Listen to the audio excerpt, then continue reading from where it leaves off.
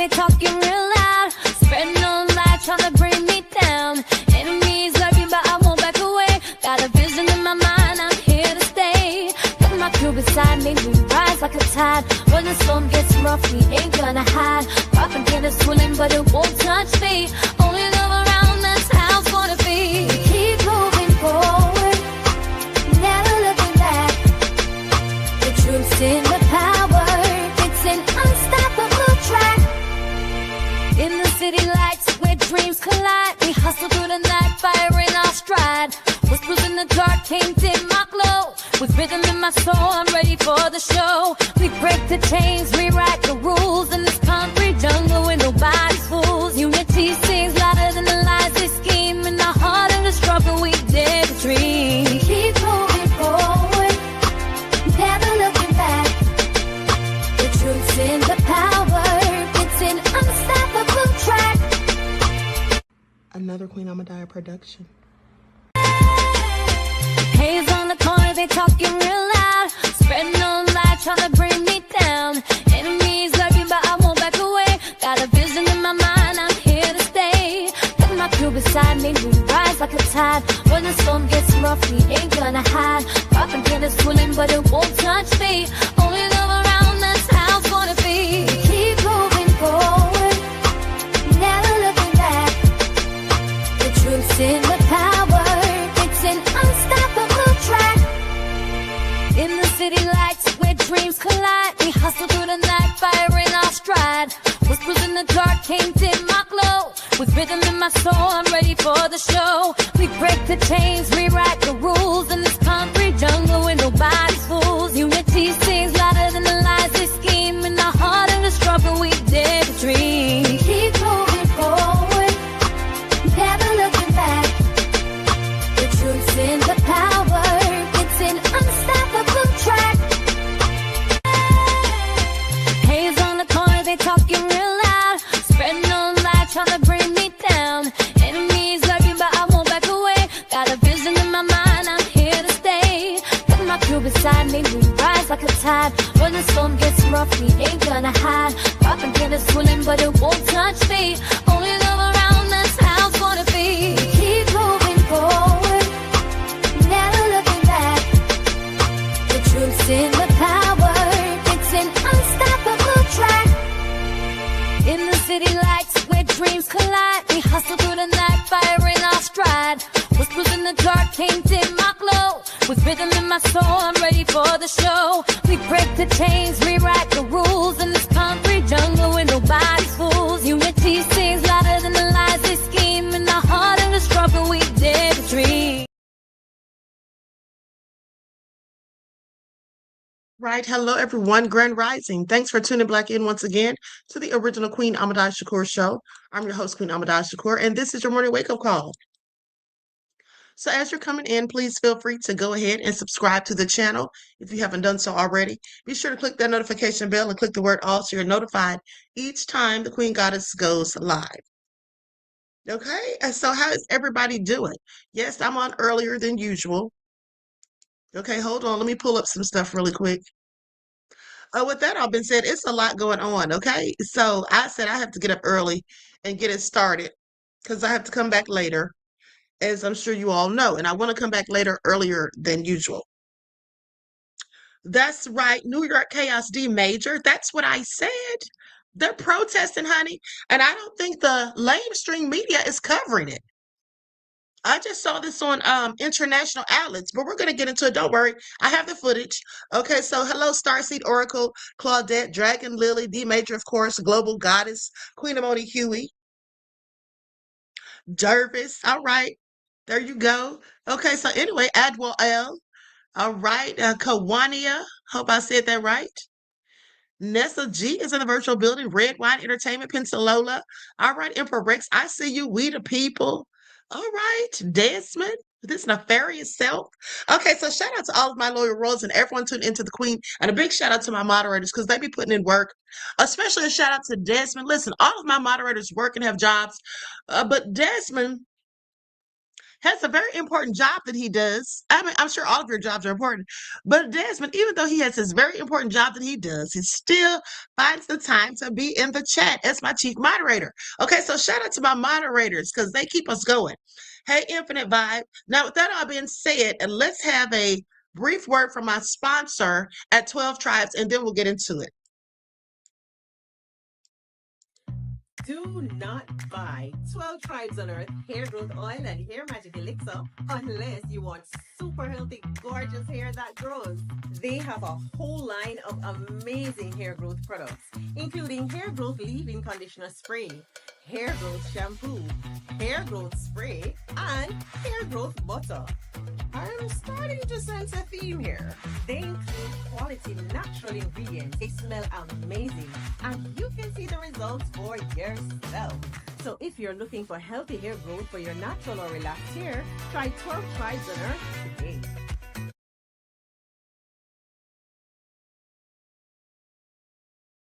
Okay, so don't forget you can purchase 12 Tribes hair oil at Etsy.com. Just look for Lisa Crafts. You can also find it at Walmart.com. And don't forget that she sells beard oil as well. Okay, so now with that all being said, let's get ready to get into it. Everybody hit the like button. Thank you in advance. Hold on, give me just a second. Let me see something here.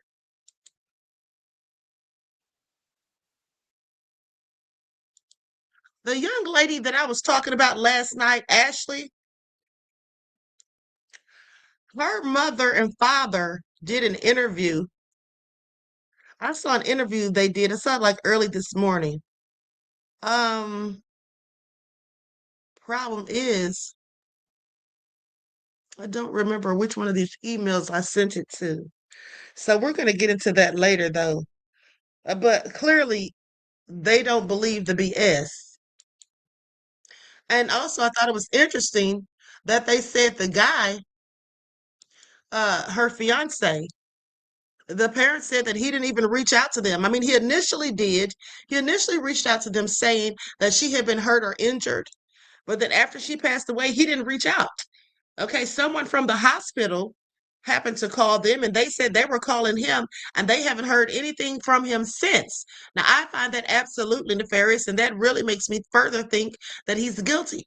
But although I believe her parents think that he's guilty as well, the parents didn't really say anything. They didn't really, when they were asked about it, did they think that here it is right here. Okay, I forgot to label it. That's why I couldn't find it.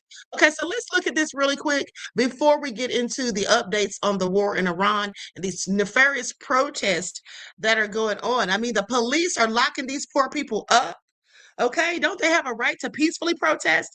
And it didn't look like to me, from what I could see, that they were being disruptive. But hey, maybe they were. I don't know. But we'll get into the footage. And they've supposedly arrested over 100 people. Okay, so with that all being said, they're going in on the U.S. and Izzy for this whole war. Okay, so I'm going to share my screen so we can look at this video, this interview they did with Ashley Janae with her parents. Like so, everyone, please like and share. Thank you in advance. She's the 31-year-old influencer who was on vacation with her fiance celebrating her birthday. He actually proposed on the trip. But something crazy happened. She was having a good time. Her family said she was very excited to be there, shared pictures with the family, FaceTimed them when she was proposed to.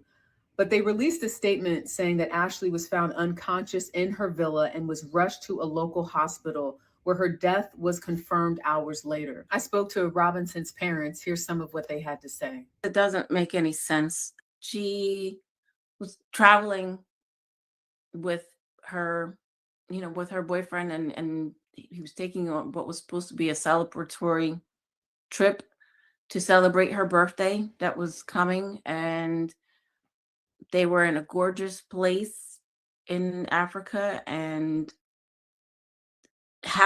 happy.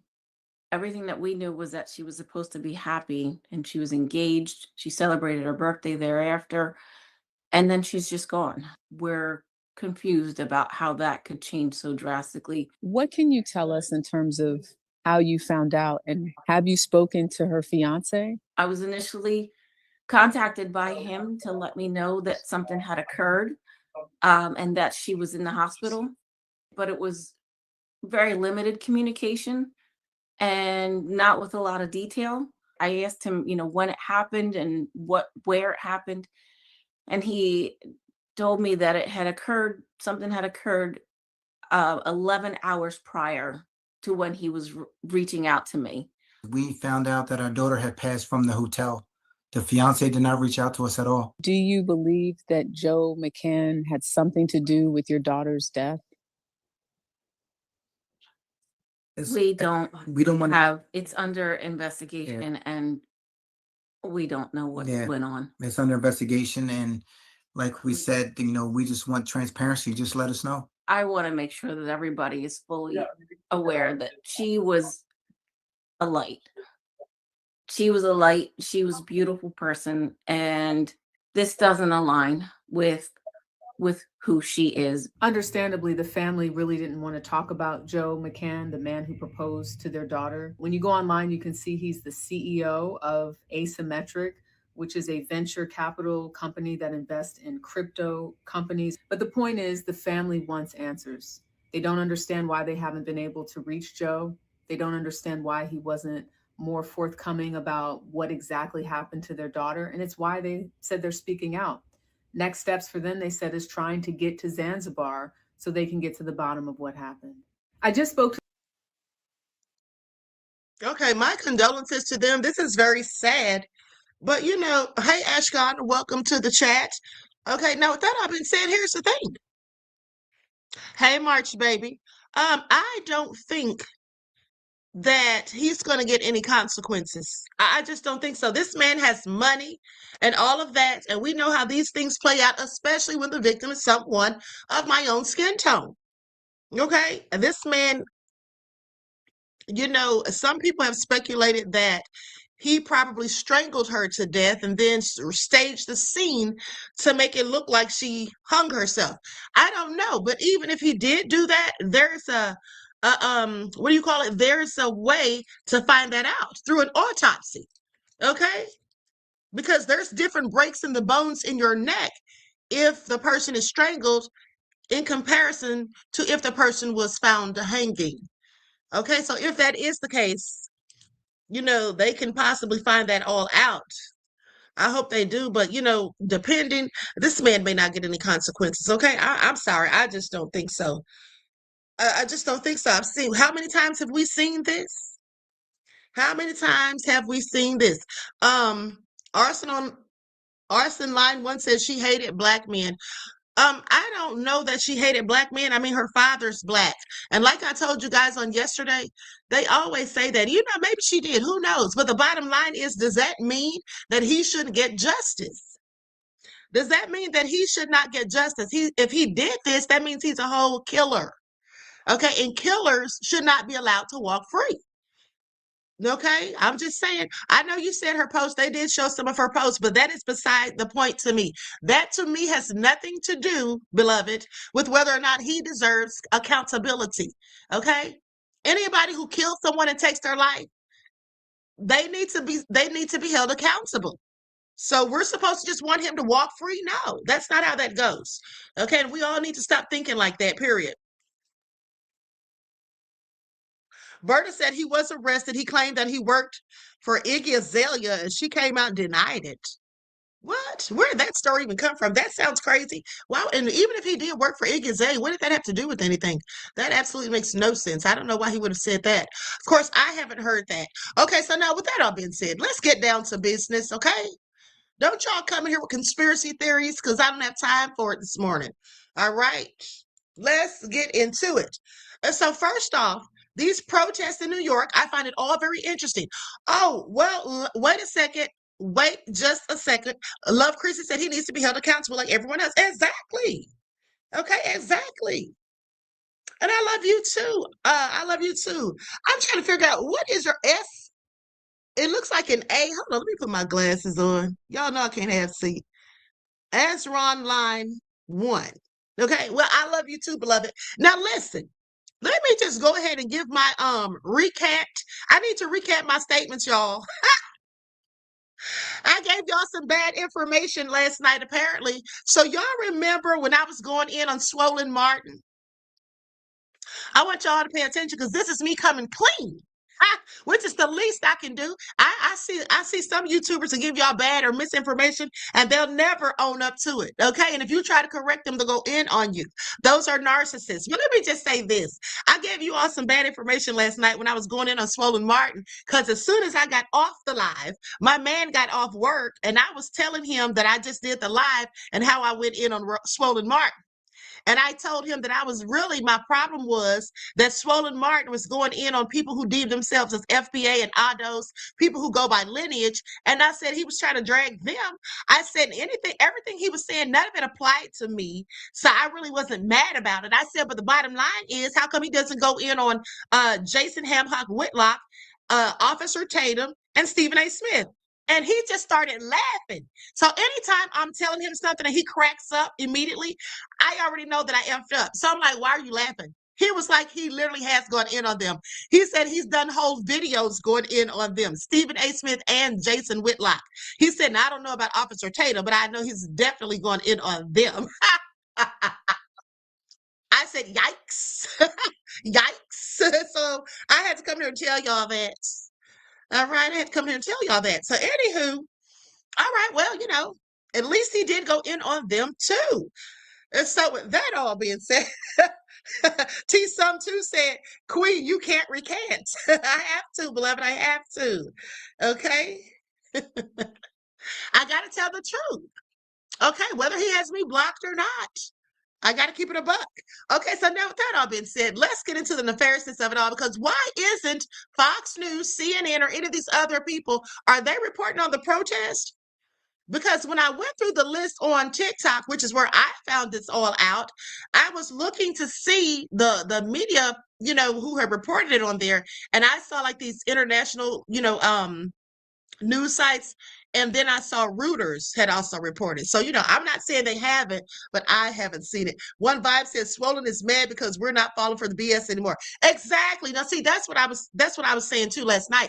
I was telling him after he said that, I said, well, that's fine if he did. I said, but the bottom line is, the thing I do not like about Roland is that he gets upset at any Black people, who question the Democrats. He gets upset, like we're not supposed to demand anything, like we're not supposed to ask for anything for our votes, and he said, you're right about that. Ashkan said, if you really study the picture, it's absurd. Why does that guy have 3 arms? Who has 3 arms? What am I missing?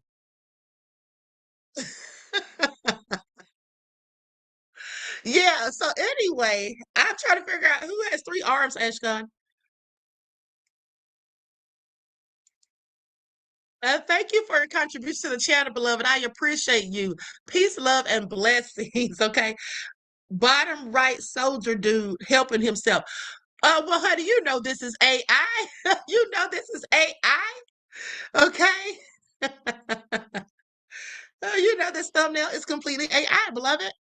Okay, now with that all been said, let's get into it, because what is really going on in New York, and why are the police arresting these people? Isn't this their First Amendment right?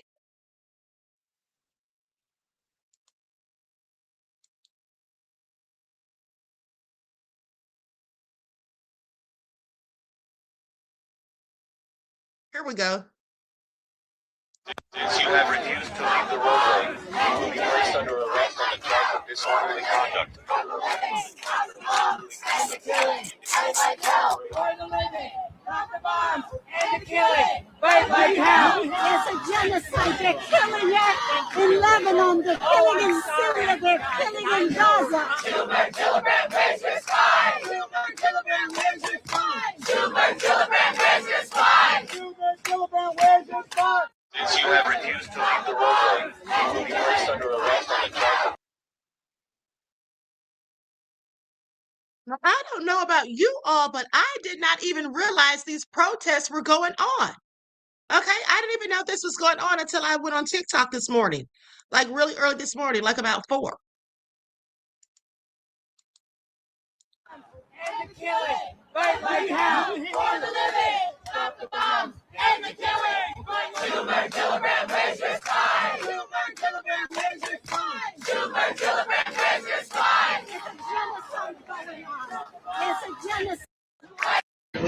synagogues and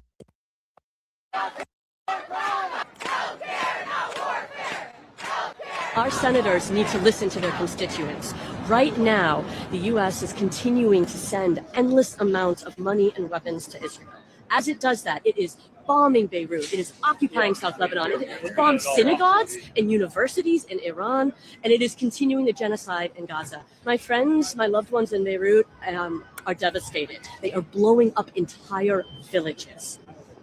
This is a campaign of ethnic cleansing across southern Lebanon, and it is unacceptable that it is being done with our weapons, with our and my tax dollars.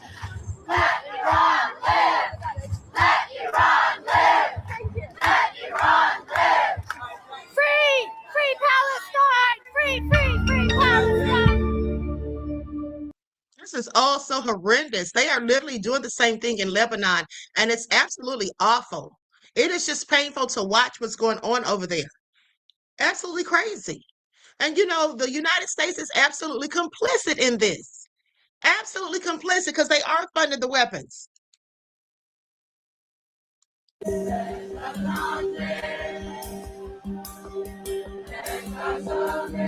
Now, mind you, this was going on yesterday.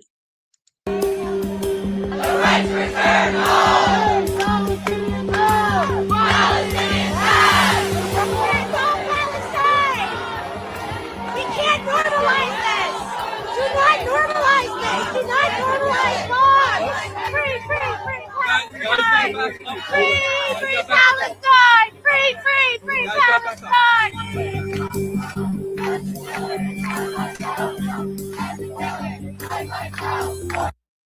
Now, my question is, these people seem to be sitting there peacefully. Why are they just coming up and arresting them? Like, what are they doing? Like, I don't understand. Why are they just walking up, tapping people on the shoulder, and then arresting them? Like, make that make sense.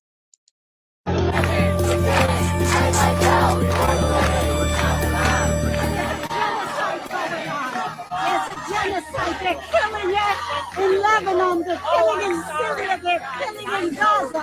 They're just killing. Fight like hell for the living.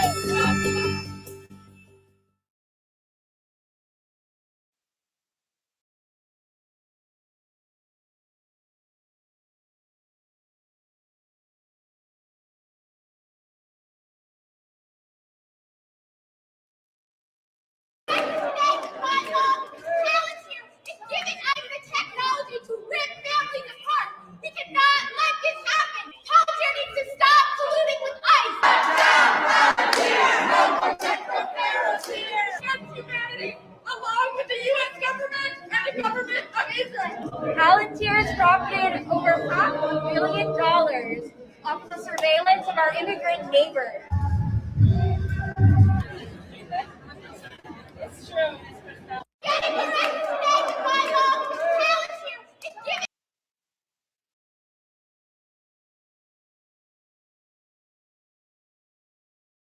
Okay, last one, beloveds. This is absolutely deplorable. All right, back up. Out of the way.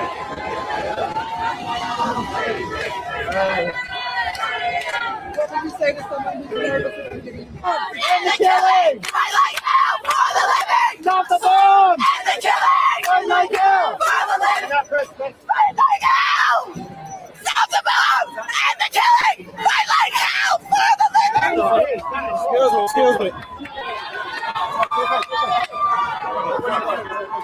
They carrying these people. This is so ridiculous.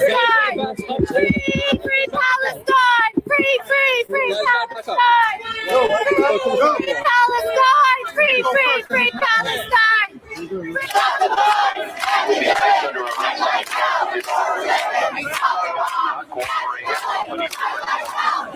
Do not normalize bombs! Do not normalize this! Free, free, free Palestine! Free, free, free, free Palestine! Free, free, free Palestine! I'm gonna put it in first. Free, free Palestine! Free, free Palestine! Free, free Palestine! Free, free Palestine! Stop the bomb! bombs and the killing. Fight like hell for the living. Stop the bombs and the killing. Fight like hell for the living. The bombs.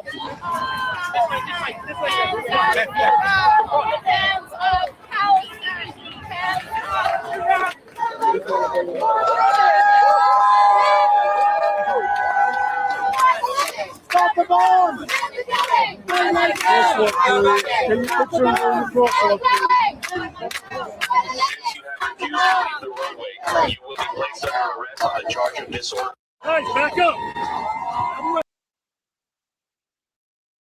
This is all so crazy. What do you all have to say about it?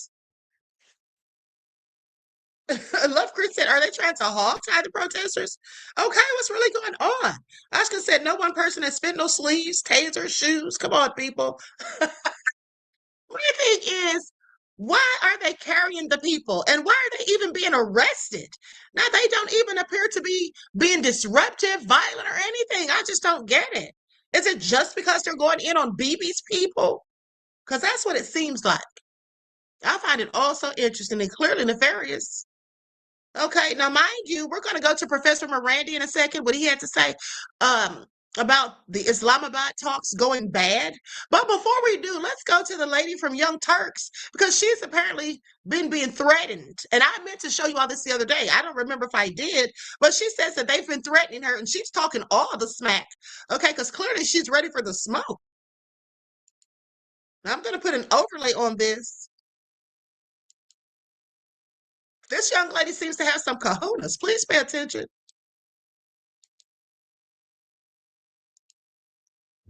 And for any Israelis watching this right now, I want you to be clear. I want you to understand this, okay? Because others are very afraid.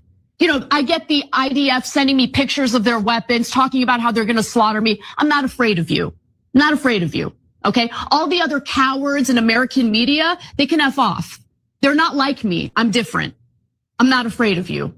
Okay, so while you're cashing checks that are funded by my tax dollars and the tax dollars of my fellow Americans, I need you to understand something clearly. You are hated internationally. Hated.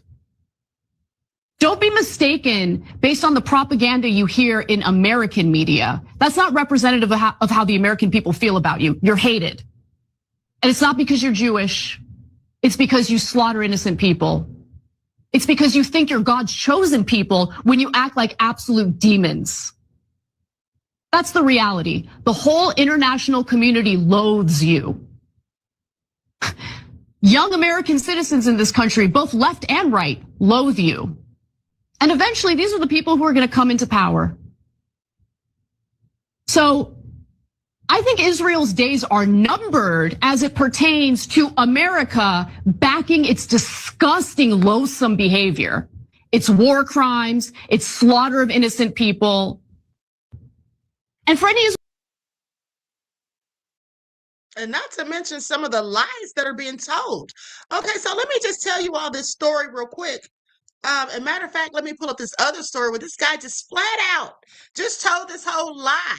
And now we've already seen, I think it was Shmuley, the guy that was supposedly at a theater or something, if you all remember, and he was on the street and he got to argue with the man and the man called him a pig and all of that. And then he lied and told the cops the man threatened his life and tried to get the man arrested. Now that was one instance, but we also saw how they did the Al Jazeera reporters over in the UK, lied on them, trying to get them arrested once again, playing the victim, acting as though their lives were in danger when all the people were doing was trying to do their jobs. But I find it very interesting that this guy tried to get this store, this restaurant rather, he just told this whole big arse lie on these people. Okay, just because he was mad because they were a Palestinian restaurant. Now, I'm going to play this video for you. But before I do, I want to tell you this. The other day, I was on TikTok, and there was a story someone was telling, okay? And I guess they witnessed it, but they said there was a guy who was one of BB's people from over there, and y'all know where. And so he was with some other people. I forget where they were, but he came upon some other people. You know, they were just having a casual conversation, and the people were from different places, and they were all sitting together. There must have been about 4 or 5 people from the way he was talking.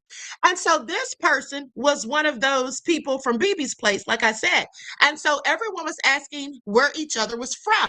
And so when they got to him, he said that he was from that place, and they asked him if he, and then he told them that he was an IDF soldier.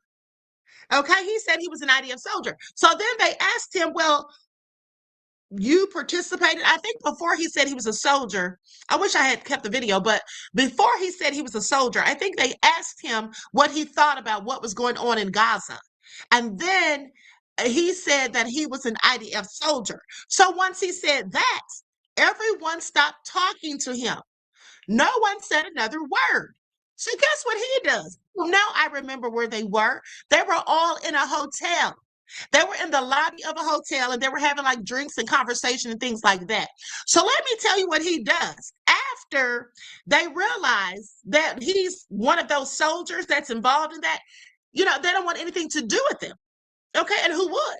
So he goes to the management or goes to someone and lies on the people and tries to get them kicked out, saying that they were being rude to him and threatening him and all of this because he was one of those people. Okay, I want y'all to pay attention. I find that also interesting because please stop playing the victim. Okay, please stop playing the damn victim to circumstances that you create. Now let's go to this next clip.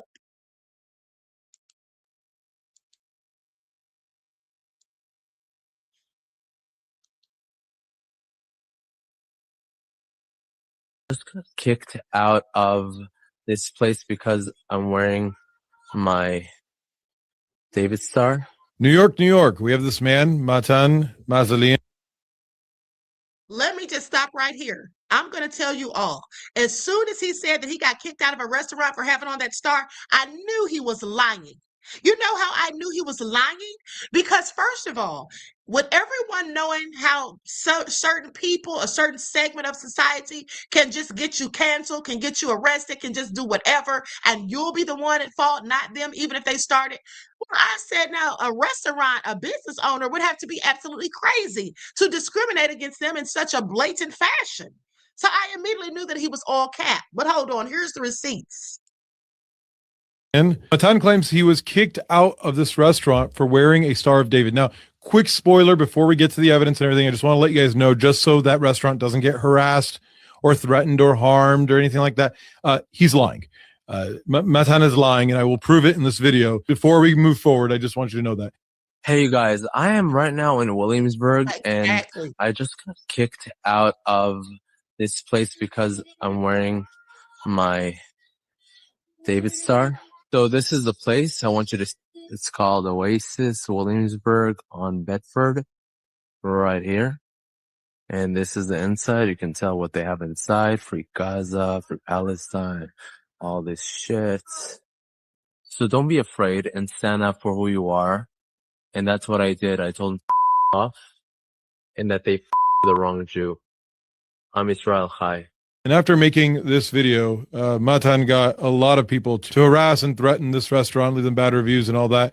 And then the restaurant, Oasis, released the CCTV footage that show Matan and his friend walk by the restaurant, never enter, look inside and seem to be disgusted by their display, then immediately start recording that very video you saw, claiming he was kicked out of that restaurant. After the restaurant posted this video, Matan deleted all his social medias, or at least privated all of them, which, by the way, screams guilty. I mean, if the video evidence wasn't enough. Of course, like most people, he did forget to private his Threads account. And everything auto-posts there, so you can see the video in its entirety. You can see other things he posts, and maybe you'll get an idea as to why he targeted this Palestinian restaurant. Things like Islam. And if you go through and look at the other videos he has posted on his page, you'll see things like this. All need collectively to find out who is responsible for these chemtrails. Enough is enough. You. Allegedly for entertainment purposes only, Unfortunately, I have to say this on the video so I don't get shot. Okay, so he's like batshit insane. Anyway, do you not see like a major issue with you faking something like this? And what's more frustrating is this is what I do for a living. I try to help people through identifying people through these videos, holding people accountable, situations that you just made up, real situations like that. We help people, we help victims. Discrediting victims like this hurts everyone. And people use your video as an example as to why these things don't generally happen. And that'll be your fault. You planted that seed of doubt because you're a liar who seeks to get people harmed. And one more thing, because you can't stop embarrassing yourself, it's condensation. It's condensation, that the fake clouds you see behind airplanes, condensation trails. It's condensation. Like when it's cold outside and you go outside and you breathe, your warm air makes a little bit of what? Chemtrails? Is that what you think it is? You think you're making chemtrails with your mouth? Okay, so absolutely egregious. Just made up a lie. And here's the thing. I'm sorry. Well, why don't they get arrested for hate crimes when they do that? Don't you know if someone went and lied about them, kicking them out of their restaurant and they lost the business, or people started bashing them or whatever, that person will likely face charges. There will be some form of culpability. Just so darn nefarious. Now, hold on, because this is what I almost forgot to tell you all about. Now, you all know that Trump thinks he's Jesus, or he knows he's the Antichrist, but nonetheless, he portrayed himself as Jesus. But look at this when he lied and said that he thought that he was being a doctor.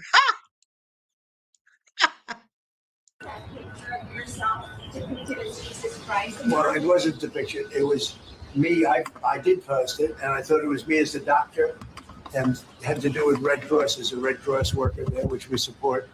And only the fake news could come up with that one. So I just heard about it, and I said, how did they come up with that? It's supposed to be me as a doctor making people better, and I do make people better, make people a lot better. Trump makes everything worse, okay? But I want you all to pay attention, because this man just doesn't care how he tells such a dumb lie. He thought he was supposed to be a doctor, but yet you had on the same robe that they have pictures of the Savior in. Second of all, why did he have people bowing at his feet, like kneeling as though they were worshiping him? But I thought it was interesting because when I went to the comment section, people were going in on him, and they started posting what they were and in the same outfit. So let's just take a look at some of the screenshots that I got for you. There was too many, I couldn't get them all, but I did get a few. Now look at this. This lady right here posted herself, and she said, here's me analyzing data as a banker.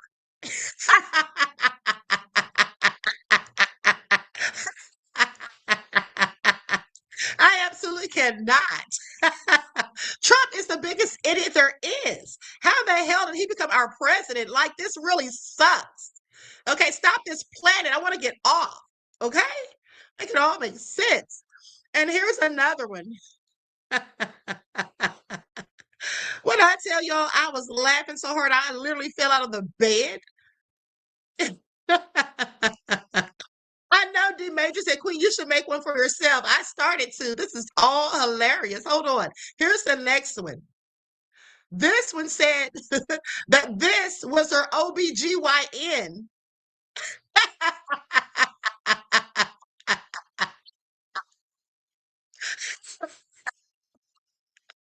Goodness, these people are something else. Hold on, a couple of more. And then this person posted their food, and they said, this is the Caesar salad that they had for lunch. Since we're lying, let's go all out.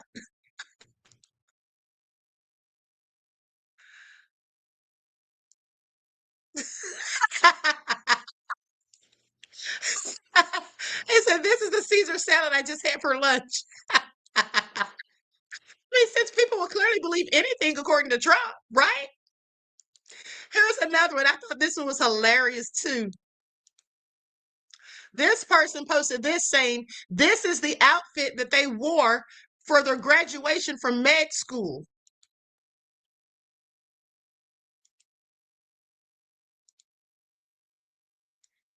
My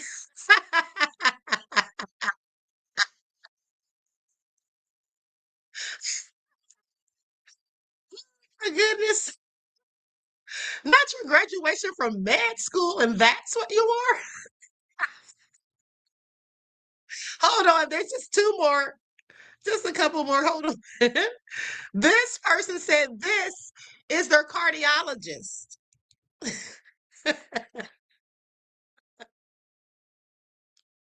I'm so done. This is their cardiologist.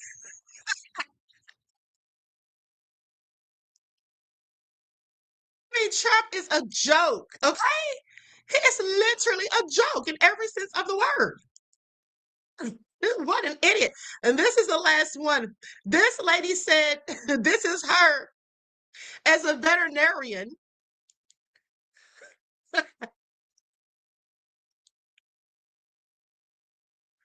I'm so through. She's a veterinarian, and this is her.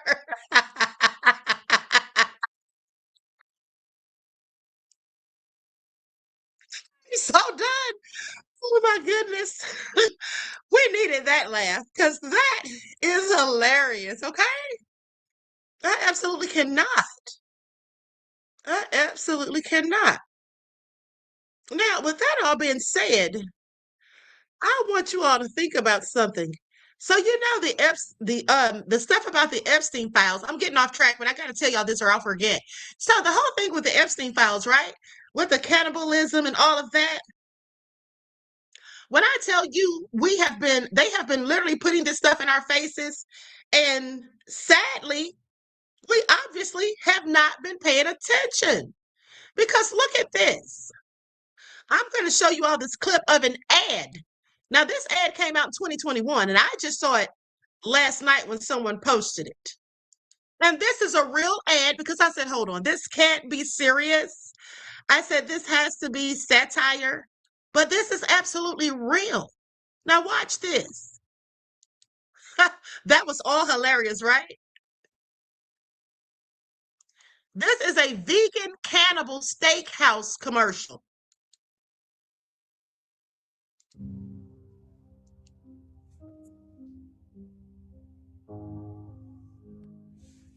Oh my God. I'm not even gonna waste y'all time. Look at this. Steakhouse by Liquid Death. Oh my God. We believe that eating people is unethical and unnecessary. That's why we're proud to serve you and your family the world's finest plant-based, cruelty-free human meat. Because we believe you should eat what you love. Try our New Yorkerless strip steak, guiltless grilled rack of Sam, or our manless meatballs and marinara. Our human-inspired menu tastes so much like real human. After just one bite, you'll be waiting for the police to arrive. So indulge in the dining experience so authentic. Even non-vegan cannibals will love it too. The Vegan Cannibal Steakhouse, where nobody gets killed. Available exclusively on Postmates. Seriously. Find out how to order at liquiddeath.com/vegancannibal. That came out 4 years ago. I hope to God that that was some kind of joke. I hope to God. But the fact that they even made a video about this,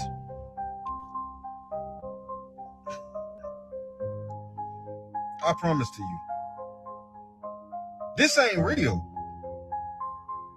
This ain't real. This ain't real, is it? Is it?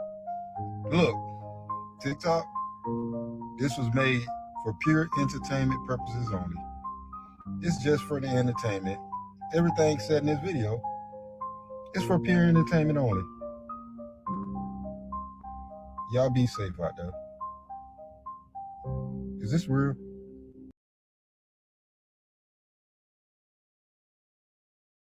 Well, unfortunately, it absolutely is real because I looked it up.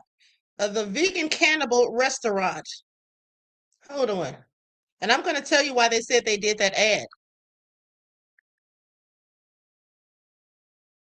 It's called the Vegan Cannibal Steakhouse. I typed in, is it real? And yes, it is. And here's what it says. The Vegan Cannibal Steakhouse was a real limited time marketing stunt by Liquid Death and Postmates in October of 2021. It was a plant-based, cruelty-free pop-up designed to look like a steakhouse, okay, having faux human meat dishes to promote ethical eating and Liquid Death's brand. So that's the brand of a drink that they sell called Liquid Death. And they said it was temporary, like it wasn't meant to be permanent, but it was something that they did, you know, just to promote their Liquid Death brand. First of all, why would you call a drink Liquid Death? Who wants to drink something called that? Make it make sense. Okay, and then it says the menu featured plant-based meat alternatives with provocative names like New Yorkless strip steak, guiltless grilled rack of Sam, and manless meatballs.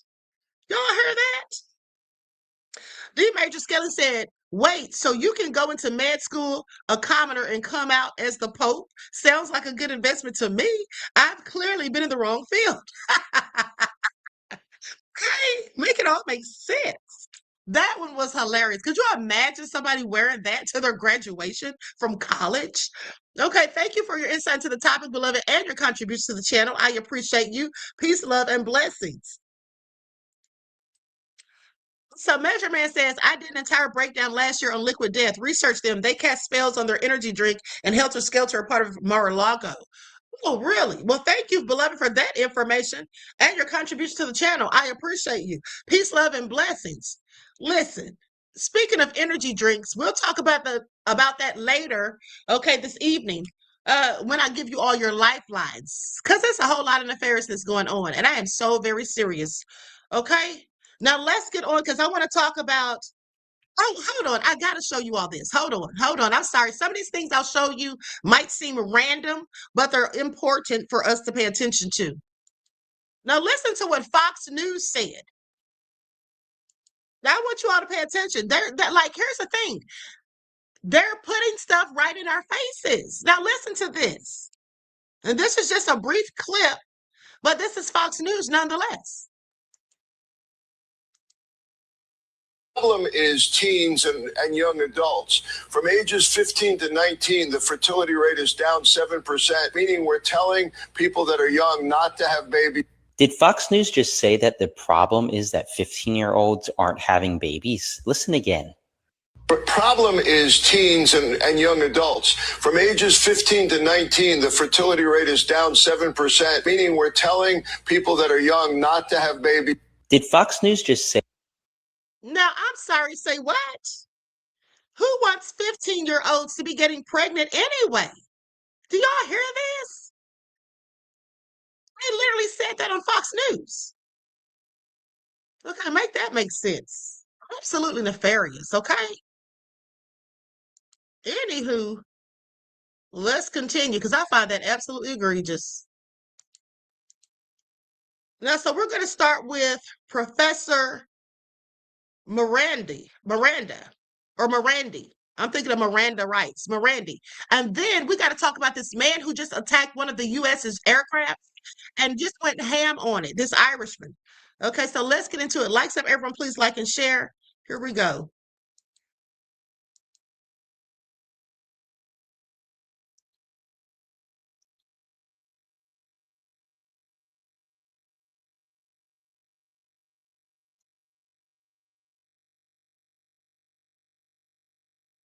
That's been imposed by the United States to stop Iranian vessels from going into and out of the Persian Gulf. How does Iran respond to this? What are your options? Well, first of all, the United States is going to intensify the global economic crisis, and the price of energy will go up. The shortage of energy, LNG, oil, fertilizers, petrochemicals will increase. And those limited number of ships that have been passing through the Strait of Hormuz will no longer be doing so. Iran, unlike the Arab family regimes in the Persian Gulf, which only have oil or gas, and there are deserts, Iran is almost self-sufficient in agricultural products. There are many things that the Iranians can do. Iran is much less vulnerable than U.S. proxies in the region, and the global economy is going to get much worse.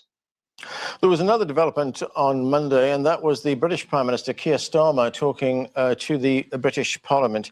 He said that he's going to pull together a summit together with the French President Emmanuel Macron to engage in efforts to reopen the strait. He said first there would be diplomatic efforts, then military planning is also underway. This coalition that they're trying to put together, we don't know exactly who is in the coalition, but it numbers dozens of countries. What do you expect to come out of that? And when the British Prime Minister talk of military planning taking place, how do you interpret that? The British are already losing their war in Ukraine, and they don't really have much of a military. What can they do that the United States hasn't been able to do already? The fact is that the global economic crisis is on the verge of destroying or pushing economies towards depression. And Iran is not going to allow the United States or any of its proxies or so-called allies to control the Strait of Hormuz. And if the war intensifies, I have no doubt that these proxies in the Persian Gulf, Saudi Arabia, the Emirates, Kuwait, Bahrain, and Qatar, all their oil and gas installations will be permanently destroyed. And I think over the past 40 days, Iran has shown that it can easily do that. And Iran refrained from doing so only until when the Americans would escalate. And on the final night of the fighting, we saw how intense Iranian strikes can be and how devastating they can be as well. So I don't take anything that the British say seriously in this regard. Now, that ceasefire was declared a few days ago. It's still got a few days to run. Do you believe that ceasefire is still holding, or do you see this American action to blockade the strait as a hostile action, which effectively is a violation of the ceasefire? Oh, yeah, of course. The United States, its blockade is against international law, but it's a violation of the ceasefire. And so is the genocide that's going on in Gaza. We're seeing the Zionist regime carry out a second genocide, like in Gaza, flattening cities and villages. And again, the Western media is looking away as much as possible, or trying to justify it by calling these civilian targets Hezbollah strongholds or Hezbollah targets, whereas they know they're lying. They're journalists in Beirut. Unlike in Gaza, where they pretended that they couldn't verify, they do exist in Beirut. They are stenographers, and they have drivers, they have producers, they have fixers. They know what's going on. Sometimes when I speak with them and I tell them that you are doing a grave injustice and you're complicit in genocide, they say it's not, we don't write Hezbollah strongholds. Our editors and so on, they do that. But that doesn't take away the complicity. They can resign. But there was supposed to be a ceasefire. The Americans agreed to it. The Pakistani prime minister has said this repeatedly, wrote this, and Trump says it wasn't because he's lying. And it's clear where this comes from. It comes from Israel. The Israeli regime is intensifying the war, and it's sacrificing the global economy. And the United States, being U.S. leadership, being Israeli first, in priority, is abiding by the demands of the Zionist lobby and the Israeli regime. I want to get back to the talks that took place in Islamabad in Pakistan. You accompanied the Iranian delegation to those talks. Why do you believe they didn't produce any results? The Israeli regime didn't want it to happen, first and foremost, and the Zionist lobby. We saw, first of all, Vance on both sides. He was surrounded by two very well-known Zionists and Israeli firsters, and he was constantly making phone calls. And one of the people who he was speaking with was Netanyahu, who said the U.S. Prime Minister, the U.S. Vice President, would give him reports. Now, Iran doesn't give reports to anyone, but the Iranian delegation didn't even communicate with Tehran. They had full authority. So it's clear that the Americans did not have authority. The Iranians did have authority. And while we were there, the Americans did two very strange things. One is that two ships tried to enter the Persian Gulf, the Iranian military, two naval ships, and the Iranian military blocked them and they had to go back. The second was an article, an opinion piece in the Washington Post calling for the assassination of the Iranian negotiators. And of course, that meant us. And that's why on our flight back, we were all fully prepared psychologically and spiritually for our plane being shot down. So this sort of behavior and intimidation and escalation shows that the Americans really were not serious at all. And the Iranians went to Islamabad prepared for this. No, on the way there at the airport, on the plane, and when we arrived, no one in the delegation that I spoke with had any expectations. Everyone thought that Trump, even if you provided him with an off-ramp, he would be forced by Netanyahu to escalate. Now, as far as the negotiated settlement of this conflict is concerned, where does it go to from here? Is Pakistan going to continue to act as the mediator, to act as a facilitator for these talks? What happens next? The problem is not the country, whether it was Oman or Pakistan. The problem is Trump and the United States. Who is running the country? Is he in charge or is Netanyahu in charge? Do they have something on him? We don't understand and we don't know. But what we do know is that everyone or many people in Washington are saying that Trump is desperately seeking for an off-ramp, but in reality, everything he does pushes the region and the world towards escalation. So is Trump in charge? Is Netanyahu in charge? Is his son-in-law in charge? Who is in charge? We don't know. But what is coming out of Washington is policies that are not in the interest of the American people or in the interest of anyone in the world, but rather in the interest of Zionism and the Israeli regime. And it's quite interesting that, for example, India, which is always under Modi, had a very close relationship with Netanyahu and the Israeli regime. By creating this global economic crisis, they're hurting in countries like India too. Now, you pointed out that the Iranians view this naval blockade as a violation of the ceasefire, but could it escalate even further? How great is the risk that there could be a resumption of bombing by the Americans and by the Israelis in the next days? Iran is preparing day and night, very swiftly. And just as Iran defeated this massive coalition against it, which included proxies in the Persian Gulf, the Israeli regime, and of course the United States, the Iranians are confident that they will ultimately force the United States to face a strategic defeat. And for Iran, this is a war of, it's an existential war. Let us start with this naval blockade that's been imposed by the United States to stop Iranian vessels from going into and out of. I'm going to stop right there so we can get into some of these other clips. Listen, they absolutely do not trust the United States, and nor should they. And especially when you find out that they're plotting to take out the negotiators, that lets you know right there they don't want a negotiation. That lets you know right there. And why in the hell is Bibi Netanyahu in charge? This is not his country. He is not our prime minister. Why is he in charge? Like, this is all crazy. This is all crazy. People are going to have to start voting for people in Congress who are not receiving a darn dime from AIPAC. Not one dime. Hakeem Jeffries and Schumer need to be gone. Their time is up. Period. They've got to go. Okay, there's no ifs, ands, or buts about it.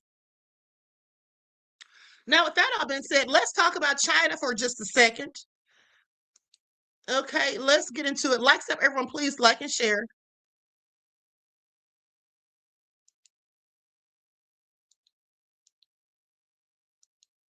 Exactly, Mr. Midnight Decipher said United Snakes. That's all they are. China is prepared for war, and Donald Trump's blockade on the Strait of Hormuz may very well be the start of a new era of war for the Chinese.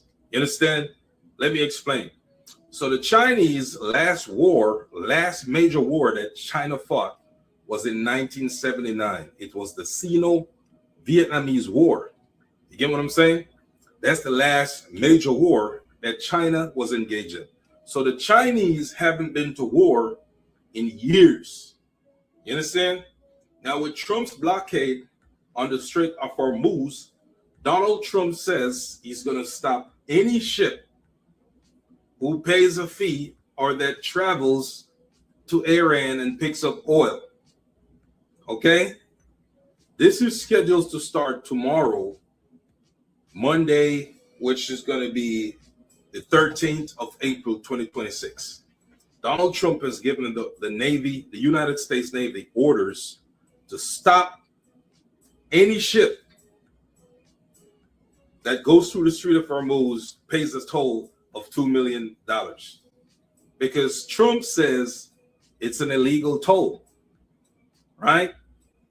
But I dare Donald Trump to stop one of them Chinese vessels. Remember, Donald Trump cut off oil supply from Venezuela, which is another location where China got oil from. China used to get a lot of oil from Venezuela. Donald Trump cut it off, right? Now Donald Trump is cutting off oil supply starting tomorrow with his blockade, right, from other nations. But like I said, I dare you, Donald Trump, to use the United States Navy and stop one of those Chinese vessels. He better not try it. He knows better. He knows better. But let's go to this next clip. Somebody said that Trump's on the DL. We're going to get into it shortly. That it's going to continue passing through the Strait of Hormuz despite Trump's blockade, effectively ignoring it, and even warned the United States not to intervene with their ships. Here's what China's defense minister had to say. Chinese ships continue to move in and out of the waters of the Strait of Hormuz. We have trade and energy agreements with Iran, which we will respect and abide by. Then he says, we expect others not to interfere in our affairs, obviously referring to the United States and Israel.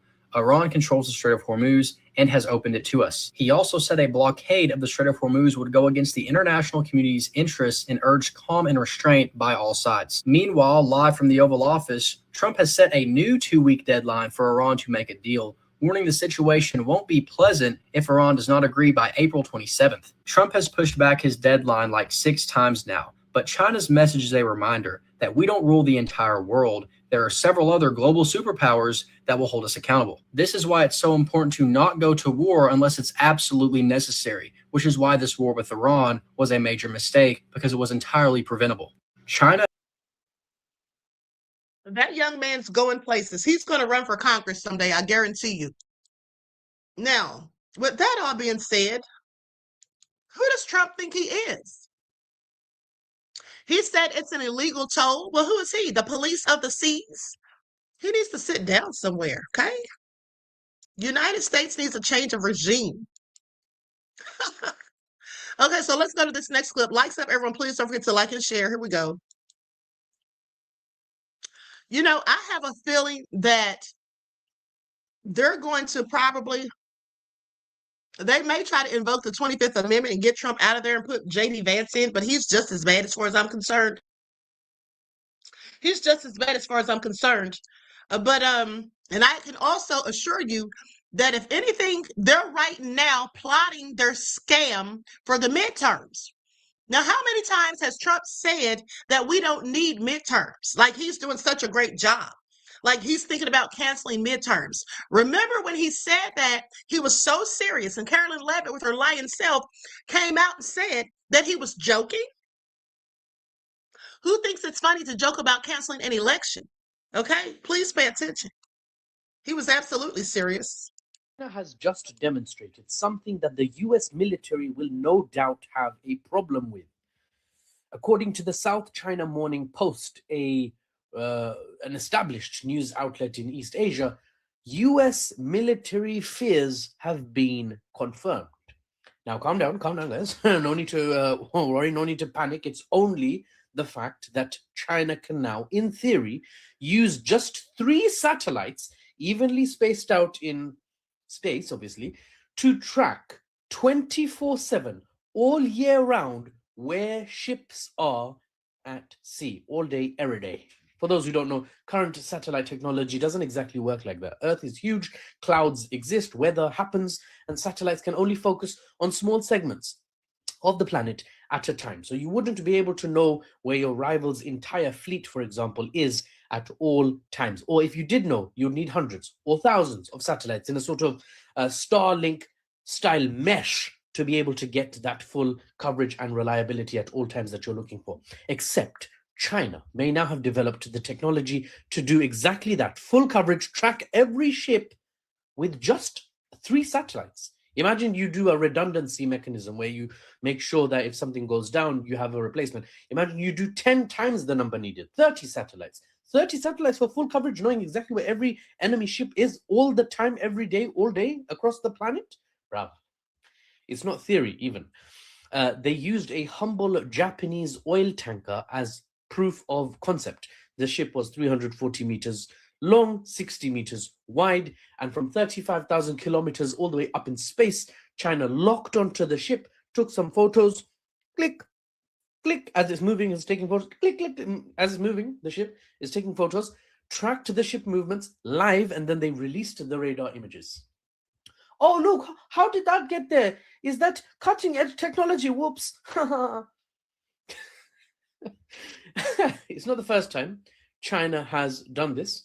This is the first time any nation has done this, what I'm describing. The first time a geosynchronous satellite with an SAR, a synthetic aperture radar, successfully tracked long-term a moving object for this length of time. In non-fancy terms, actually in fancier terms, in poetic terms rather than technical terms, which is the terms I will use, the poetic ones, the dragon has now got eyes that may be able to see all ships all the time very soon. Every destroyer in the US fleet, every aircraft carrier in the US fleet, the ones out to sea, the ones at port to give their sailors time on land, even the ones being repaired because their laundry room, boom, caught fire, or their toilets, blah, backed up. I can't believe I made a sound effect for backing up toilets. Mate. Anyway, let's move on swiftly.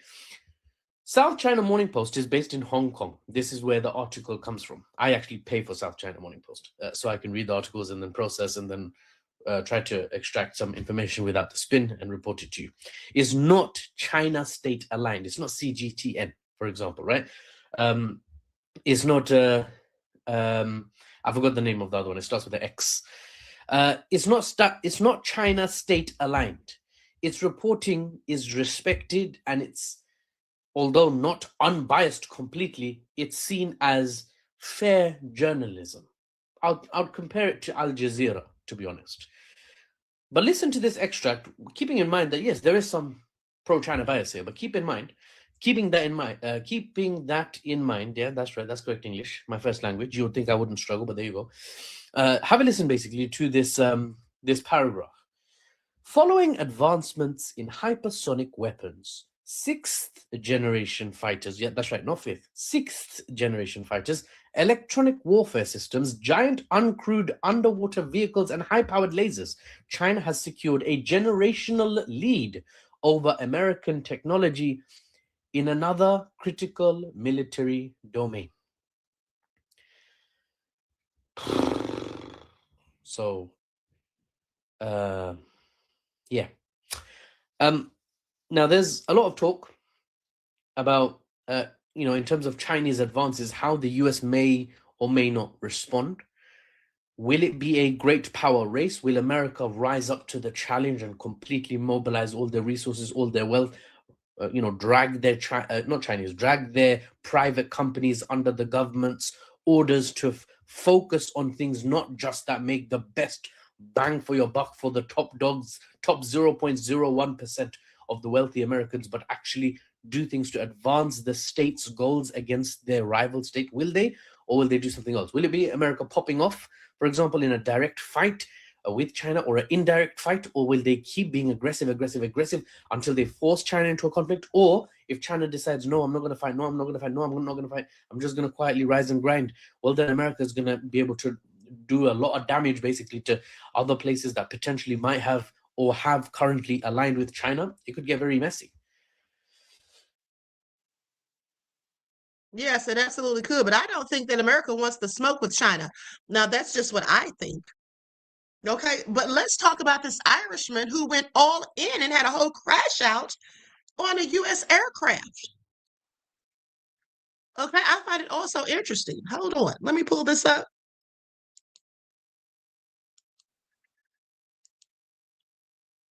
The likes up, everyone, please like and share. Here we go. Ireland took a hatchet to the wing and fuselage of a C-130 belonging to the U.S. Air Force that was at the Shannon Airport. See, the Shannon Airport has been used for years as a transit stopover and for refueling, angering Irish anti-war activists who say that that violates Ireland's constitutional neutrality. It's also been the site of long-term ongoing demonstrations demanding that the Irish government inspect U.S. military and military contracted planes for weapons. This man was arrested for alleged criminal damage to the $160 million plane, and some sources say that it was extensive damage. By the way, this isn't the first time that this has happened at the Shannon Airport to U.S. military aircraft. Back in 2003, Mary Kelly attacked a U.S. Navy jet with an axe, and then a few days later, 5 activists damaged the same plane after it had been moved to a hangar for repairs. In 2006, those 5 were acquitted. And then in 2011, a DC-10 that was contracted by U.S. Armed Forces was targeted, damaged, and spray painted with the words "Peace, U.S. Troops Out" on. Not peace, U.S. troops out. Absolutely nefarious. Okay, I'm going to show one more TikToker, and then we're going to go to the report from Democracy Now! That they did on this. An Irishman that climbed up on top of a fucking U.S. fighter jet and took a hatchet to the fuel system because they're tired of the U.S. imperialistic fucking war machine using their civilian airports to bomb schools and children and bridges and people in hospitals. They're sick of it, actually. The Strait of Hormuz still fucking closed. What does Pete Heck say that J.D. Vance and Donald Trump's response to not being able to open the fucking strait that was open before they started bombing a fucking country? Their idea is to blockade the strait. They just left peace talks trying to get the strait open. They had a 10-point plan that the United States was going to agree to, but Israel kept bombing Lebanon. And now the strait has remained closed. What is their response? What is their genius fucking idea? Oh, we'll just blockade the strait completely. Their idea is to spend more billions and billions of more dollars to put U.S. Navy in the fucking ocean and close down the strait completely. And so when this blockade fails and inevitably makes every single person siding with Iran around the world join them against the United States imperialism to open the fucking strait, a lot of people are going to fucking die. They're doing everything they can to avoid a ground invasion because they know they fucked up and they know that's exactly where the fuck this is all leading.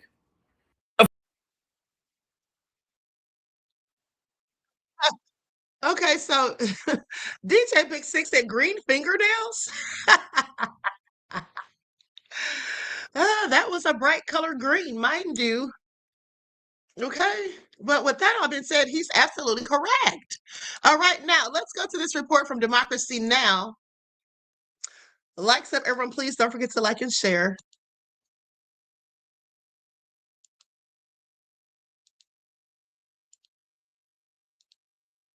Let me get my overlay together.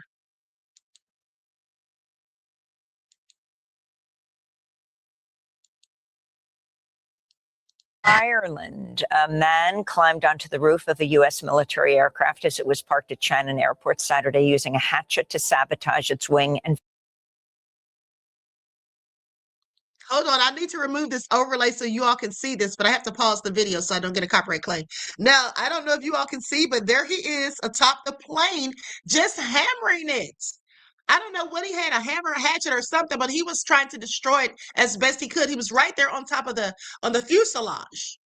Okay? fuselage. Police said they arrested a man in his 40s but didn't identify him as action caused extensive damage to the $75 million C-130 Hercules military transport. Shannon Airport is a frequent site of protests demanding the Irish government end U.S. military chartered flights and weapons shipments to Israel. In Ireland, a man climbed onto the roof of a U.S. military aircraft as it was parked at Shannon. So he was upset because they were transporting weapons, apparently. I find it all interesting. Now, with that all being said, let's talk about Lebanon. What's going on there? Because it's absolutely deplorable. Really destroying this beautiful place. Here we go.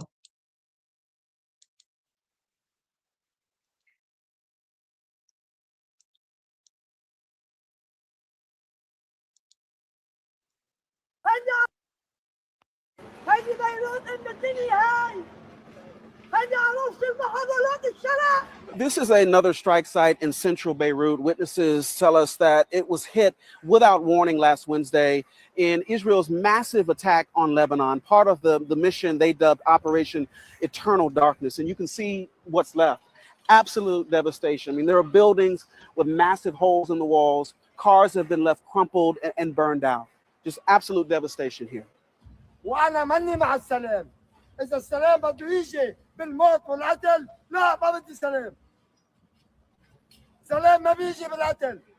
It is so heavy here. I mean, you can feel the sadness. We know that more than 300 people were killed across the country in these attacks, and some people are still looking for their loved ones. We saw a woman come to this site with a picture in her hands, and she was desperately trying to find her family member. Something else that's striking is when you note the enormity of this task. I mean, we see the crews working and using the most basic equipment to clear debris and search for anyone who may be trapped underneath the rubble. I mean, this is a country that was already struggling economically and is now once again facing a deadly and destructive war.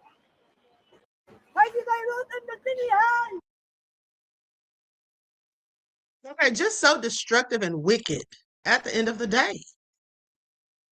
Absolutely nefarious. And then, you know, what gets me is that Satan Yahoo said that his military, they're so moral. I mean, what is his definition of moral? If the things that we're seeing are his idea of moral, that absolutely proves he's Satan.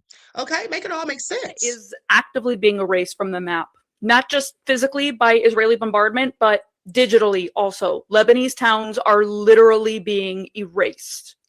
The entire south is being erased. Areas like Bint Shbeil, Marjayoun, Meruna Ras, everywhere south of the Zihrani is gone. Areas around Beirut that experience bombardment, gone. Even the north, which is majority Christian, areas that frankly have nothing to do with the war between Hezbollah and Israel. But look over here. All of the Syrian villages remain intact. Dozens, possibly hundreds of names are still listed here, but the moment you cross this border, not a single village listed, only the major cities.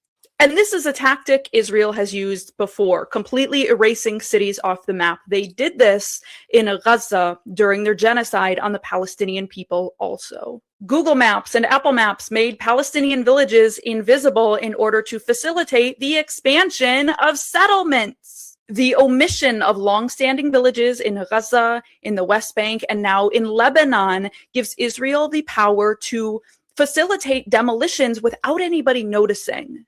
Lebanon. Okay, and it was such a beautiful place. And they're just destroying it and just killing these people, civilians, bombing villages. This is absolutely egregious. Okay, please pay attention. Needs to go back to its borders, which are the 4th of June, 1967, as declared by the International Court of Justice and by dozens of UN resolutions, both in the Security Council and in the General Assembly, and stop making trouble.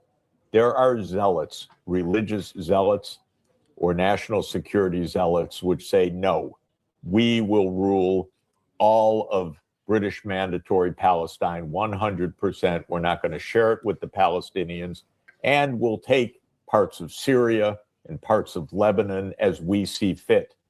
The rest of the world, starting with the United States, needs to say, stop. You're creating trouble for everybody. You nearly led us into World War III just now.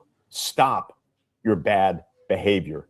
And Israel's behaving badly in the immediate aftermath of this ceasefire. It says, oh, This doesn't apply to our operations in Lebanon. It most assuredly does, according to the Pakistani prime minister mediator. Stop. This is what is really important, because Israel did not only not secure a strategic win, it exposed to the whole world what a troublemaker it is. So if it wants, not even if it wants, it needs to stop making trouble for the whole world. That's really the basic point. And countries need to say directly to the Israeli leaders, stop it already, enough. Just live within your borders. Right. And Professor Sachs, I know I'm going to be asking for a bit of a premonition here, but for better understanding, does the ceasefire reduce the risk of a wider war, or is it just delaying a bigger escalation? I think it certainly is an opportunity for a longer lasting peace. The war was fought on false pretenses. The war was illegal and reckless and dangerous and immoral, all of that. But it was also fought on a completely false belief that you kill a few dozen people and then you rule a country of 90 million people. That fallacy was exposed the hard way, but it was exposed. So the U.S. has probably woken up to this reality. Israel will probably try to undermine this. Everybody else in the world is breathing a huge sigh of relief and will be urging every minute and every day going forward in these 2 weeks, don't allow this to happen again. Israel needs to go back to its. Okay, and now let me just tell you all this. Also, by the way, if you didn't know, the FCC chair threatened to pull licenses of news outlets over the war against Iran coverage, basically for people telling the truth. Okay, now they'll say that they're giving fake news, but their definition of fake news is anything that goes against their narrative. Okay, so Trump backed him on this, and of course, that's no surprise. It says U.S. president on social media thrilled that Brendan Carr reportedly looking into broadcasters' licenses. Now, Donald Trump reinforced comments made by Brendan Carr, the chair of Federal Communications Commission, FCC, threatening the broadcast licenses of news organizations that report unfavorably, please pay attention, the key word, unfavorably on the war in Iran. So this is why you're not going to hear the truth on these media sites. You're just not going to hear it. You have to go to places you have to listen to like Al Jazeera, the Hindustan Times, and things like that. Now, in a Truth Social post, Trump said that he was thrilled that Carr was looking at the licenses of some of these corrupt and highly unpatriotic news organizations.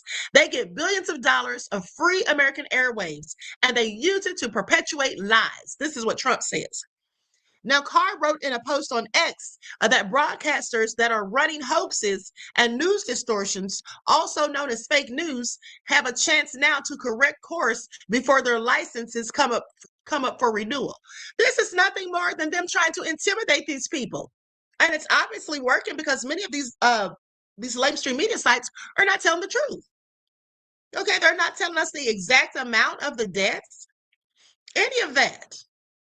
And then they're talking about fake stories. And also, there's a lady that I found on TikTok just yesterday or last night, and she is in contact with, her good friend has a son who's in the military.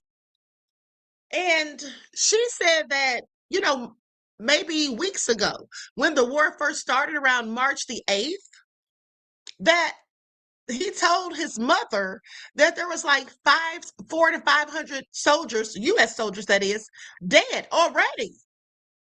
And this is around the time Trump was telling us 8 or 13, right?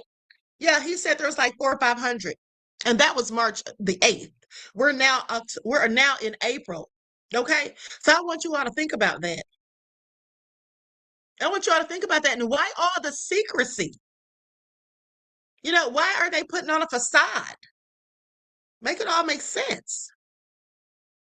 Also, let's have a word from wanton supremacist, in my opinion. Michael Rappaport, because he's talking about he's in Jerusalem and he's acting like there's nothing to see here, folks. Let's go to this clip. I cannot stand this dude. He is so much the same as that character that he played in the movie Higher Learning. Okay? He is absolutely one of those people, in my opinion. All right, I'm in Jerusalem at the Machane Yehuda market.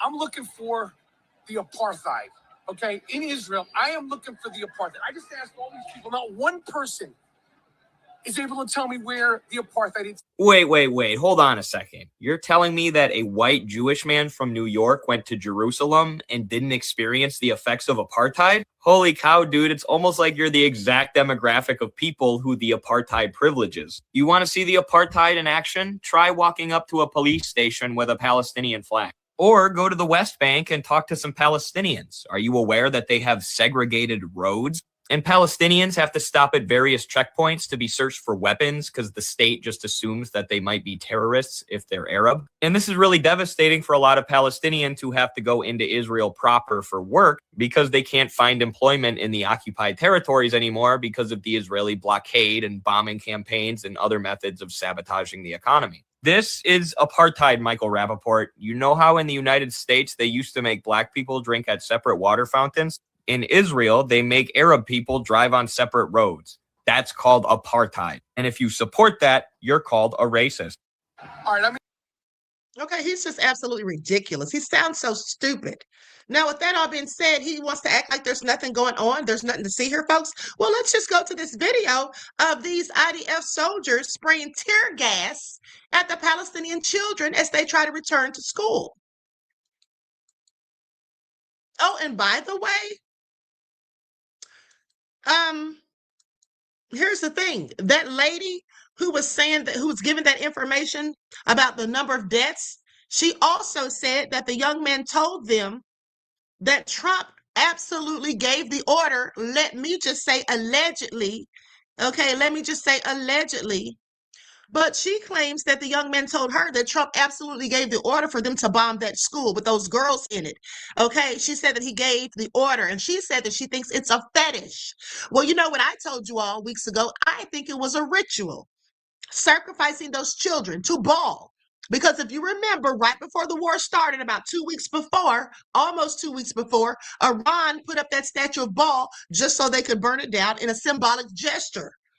Okay, to demonize the Epstein class and the nefarious things that they've done to children, okay, and the other things they've done in this world. Okay, so that all been said, and the reason I'm not going to play her video is because unfortunately she has this song. It's a very popular song. I can't remember the name of it, but she has a song playing in the background, so I don't need a copyright claim. So, and matter of fact, that song is such a one of those where you would literally, they would block my entire video for playing it. So I can't play her. I can't play that. And I did leave her a note about that. I told her I love her information. I said, but the music in your videos prevents people from sharing it on other places like YouTube. Okay, so maybe she won't use the music on the rest of them. But here's the thing. Let's get into this video, like I said, where these are children trying to return to school. Okay, but these are moral soldiers who wouldn't harm a fly, according to Satan Yahoo. And there's nothing to see here, folks. Where's the apartheid, according to Michael Rappaport?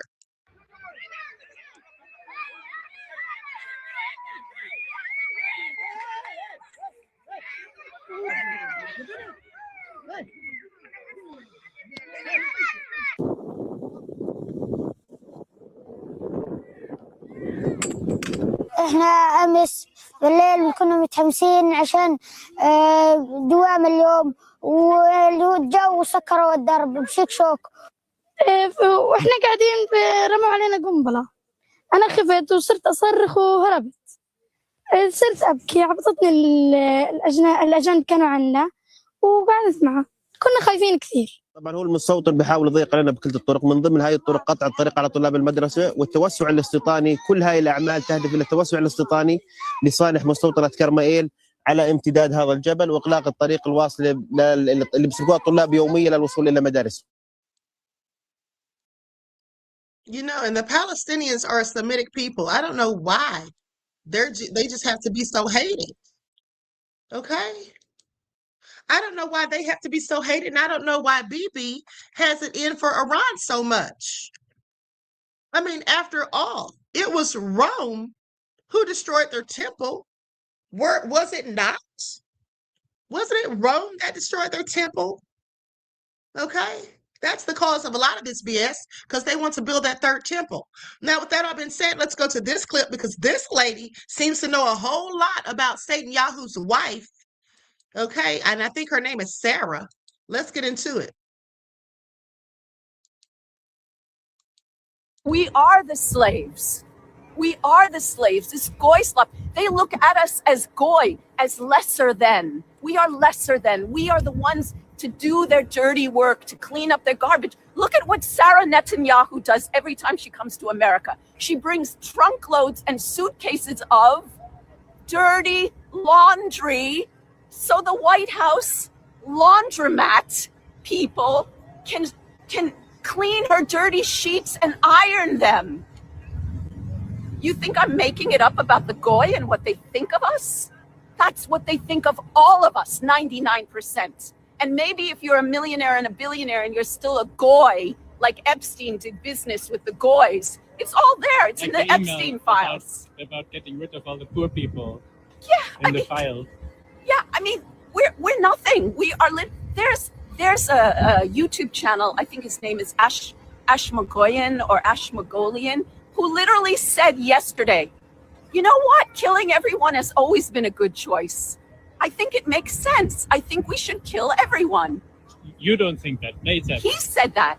This guy, Ashmogolian, said he was really mentioning, he's pro-Israel. So he's basically saying, do it to the Iranians, do it to all the people that don't fall into line and manufacture consent, who completely follow the mainstream media narrative that Israel is the top, MEGA, make Israel great again, forget about everyone else. Germany's already doing it with Staatsräson. They don't have to do anything to Germany. Germany's already doing it. Staatsräson. Germany exists for Israel. It is doing its deeds. And we see the evidence yesterday, and we'll see the evidence in the next few weeks of what Germany will say. Because if Germany says we will stand with Israel and we will do whatever they tell us to do, I can say boom, boom, Berlin. And you don't want that, of course. Of course I don't want that. Of course I don't want that. Who wants to die? But at the end of the day, we have to talk about this. Germans think that they're not touched. They think they're not touched. We are all touched. I think about this. I dream about this. We are in this. If people think that their little houses and their little areas are going to be free from all of this, you don't think your children are affected by this? Just because 180 children are massacred and beheaded, and I saw the footage of mothers finding pieces of their children. Oh, it doesn't matter to me. We are the... Absolutely so sad. Okay, absolutely so sad. At least she's speaking out about it. Now, here is the former, this is the former prime minister of Bibi's people, and he's talking about their strikes on Lebanon.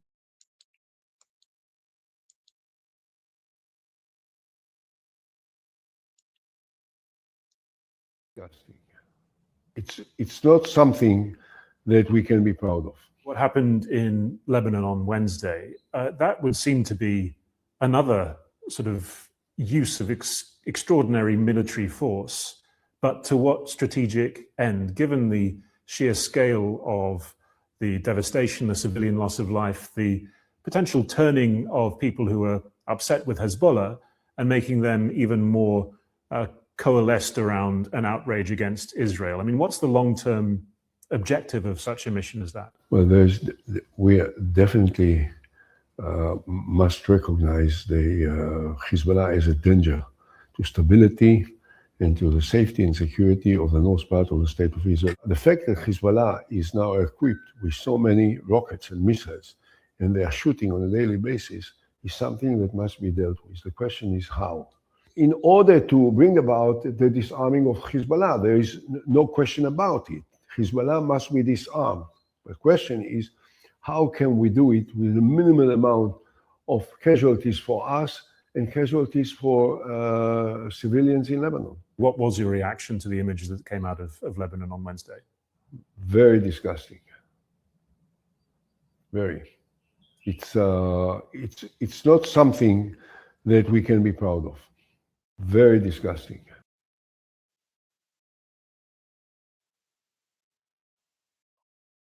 Okay, well, yeah, it absolutely is disgusting. It's deplorable and egregious and nefarious. Okay. Now, listen, I'm going to show 2 more clips and I'm out of here until later. But I want you all to pay attention because this video right here, I want you all to tell me what you think about this. Now, this young man broke into this woman's house and she found him in there. And she says this is the second time that he's broken in there. But I want you all to pay attention to how she treats him. Let's get into it. Likes up, everyone. Please don't forget to like and share. Thank you.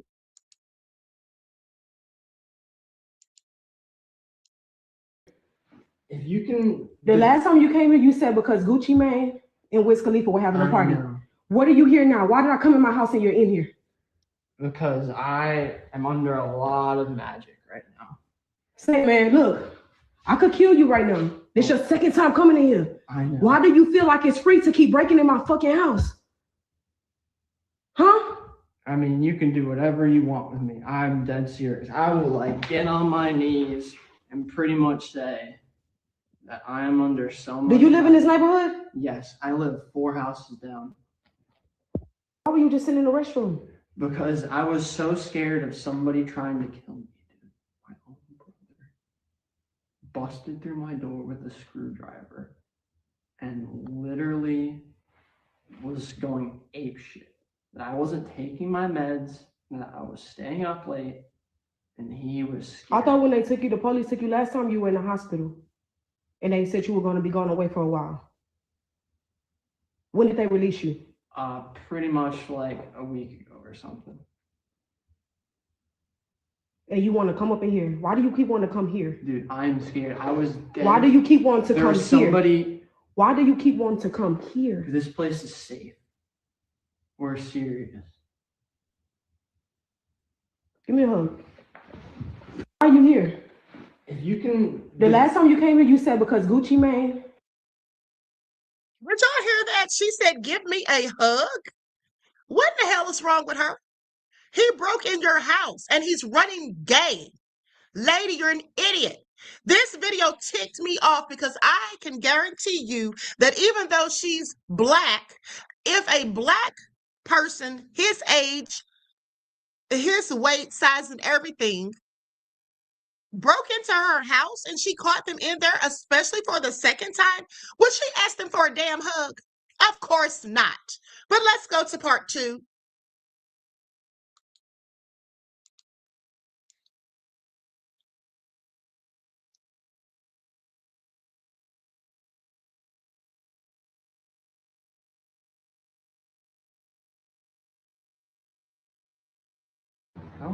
No, I don't know who's talking to me, but I am told that this is a safe place.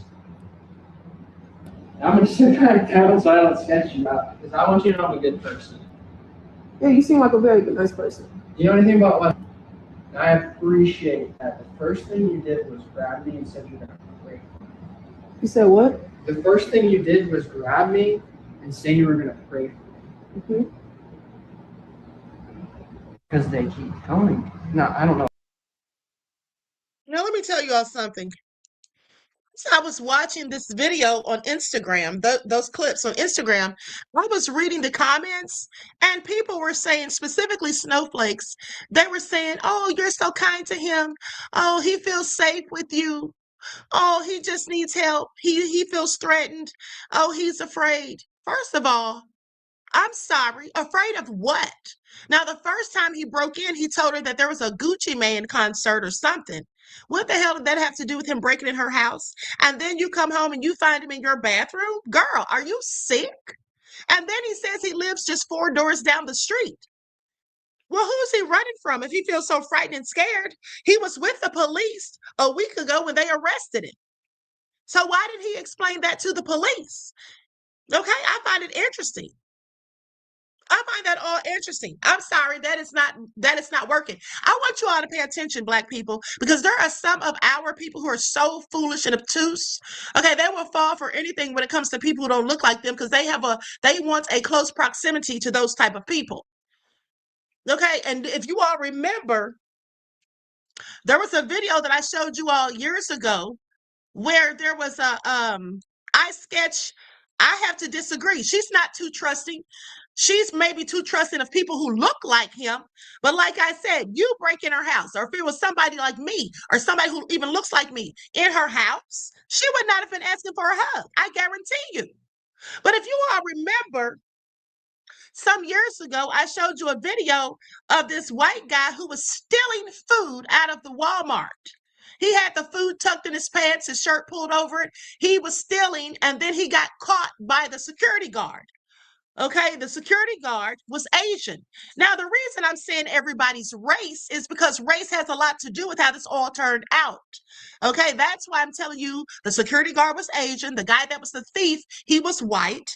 And guess who played Captain Save-A-Ho and said, "Oh, don't worry, we'll buy him something to eat. Please don't call the police." It was 3 Black women. They walked in, they saw the security guard talking to him. They saw him with the food as he was pulling it out of his pants. And they said, "We'll buy you something to eat." And then they said, "But we won't buy you steak. We'll just buy you like regular stuff." Now, here's the thing. I happen to know that people like him, because he looked like he was on illegal substances, and he probably was. The reason he was stealing that meat was not because he was hungry. He wasn't stealing those steaks to go and cook them so he can have dinner that night. He was stealing them so he could sell them for his rug habit. I've seen it all too many times. Okay, I've seen it all too many times here in Atlanta. These people will be on illegal substances and they go in the stores and they'll steal stuff so they can sell it. That food is not for them to eat. Okay? And then so the Black women, they took him around the store and telling him to pick out whatever he wanted, rather than allowing him to go to jail, which is where he should have gone. And going to jail may have actually helped him, so he maybe have gotten off those rugs that he was clearly on. Okay, that's not too trusting, I sketch. That is not too trusting. And the reason it's not too trusting is because Black people don't trust other Black people too much. There are some Black people who only want to help people who don't look like them. Now, if it had anything to do with trust, as far as I'm concerned, they would do the same thing across the board. Okay, they would do the same thing across the board, honey. All right? That's people who want a nearness to whiteness. That's what that is. It's nothing to do with trust. If it were, she would do it for anybody that broke in. If Pookie and Ray Ray broke into her house twice and she saw them, found them in there the second time, and then asked them when they got out, she wouldn't be asking them for a hug. She wouldn't even be talking to them. She'd be calling the police.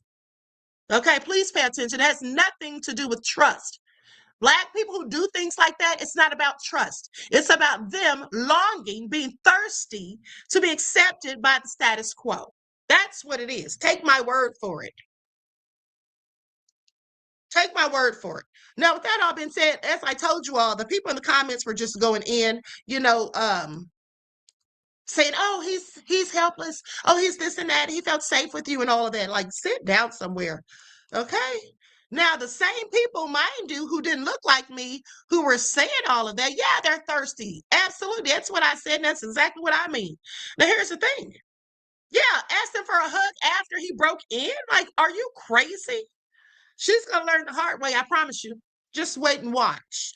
Okay, just wait and watch. Please. That was the most ridiculous thing I've ever seen. Somebody breaks in your house and you're asking them for a hug because they told you a sob story? As if they're going to say, "Ma'am," if you ask them, "What the hell are you doing in my house? Why'd you break in here again?" As if they're really going to say, "Oh, ma'am, I broke in here to kill you." Because he's probably a serial killer or something crazy. Why in the hell is he in that lady's house? For all she know, he could be fixated on her. He could be a whole stalker. He could be plotting on her demise. But because he says, "Oh, I feel safe here. I don't know who I was talking to, but I was told this was a safe place." Nobody told him that. Nobody told him that. Why would they tell him out of all houses, her house was a safe place? How would that even have come up in a discussion? "Oh, there's a safe house right there." Why would that even come up? And then if somebody told him that, why couldn't he say why? He said, I don't know who I was talking to. Please miss me with all of it, okay? Please miss me with all of it. And let me just tell you all something. The reason that really ticked me off is because just days ago, I saw a video that I can't show to you all because of the violence, but there was a black man on a subway, and he clearly had mental health issues. He pulled down his pants and exposed himself, and rather than just trying to cover him back up or make him pull his pants up, these white guys beat the hell out of him. They beat the living hell out of him. Do you hear me? And it was so obvious that he had mental health issues. And then so their excuse was, oh, he shouldn't have been doing that. There could be kids on here. And the people in the comments section who don't look like me were saying the same thing. And then, as if that wasn't enough, there was this one lady who said, a Karen, she said, y'all need to stop trying to make it about race. It's not about race. And I said, yeah, it absolutely is. We were all going in on her. And we told her, don't tell black people when something's about race. First of all, you all make everything about race. Sit down somewhere. And speaking of that, I just thought about something. Let me just tell you all this. Hold on. I got to tell you all about this. Do you all remember Kimberly Klacik, who was running for Congress, and she's married to the white guy who has 5 black baby mamas? I don't know if they're all black, but he's got 5 baby mamas and 6 kids, including hers. Y'all remember her? One's in the chat if you remember her.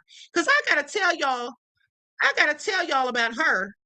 Hold on. I happened to see a comment she made last night, and it instantly ticked me off. I thought it was a whole Karen. And then I said, let me click on this person's profile, because I didn't really pay attention to the name. And I clicked on the profile. I said, hold the hell up. Kimberly Klacik? Oh, yeah. I said, let me tell her a damn thing or two. And the reason I wanted to tell her a thing or two, hold on, let me pull up the video first. Let me show you all the video that I'm talking about. She specifically said something about black women, and that's what caught my attention. She said, look at the black women in the comments. Hold on. Let me see here.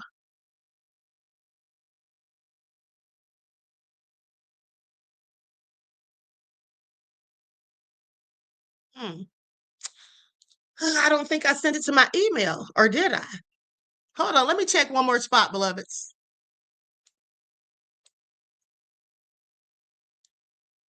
And while I'm looking for this, you all listen to some smooth jazz. Compliments of the Queen in AI.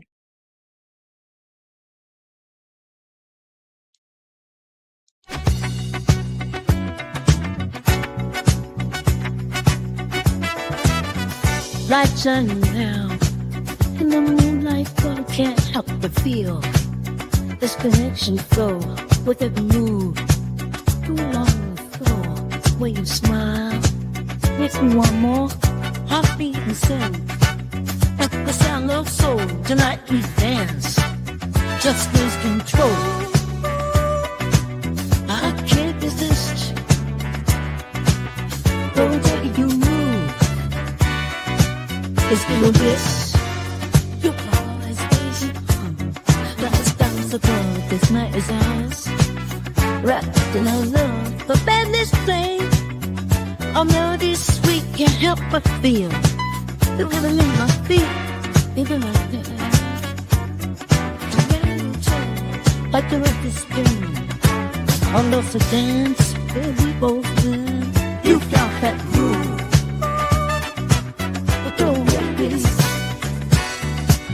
Let's do this.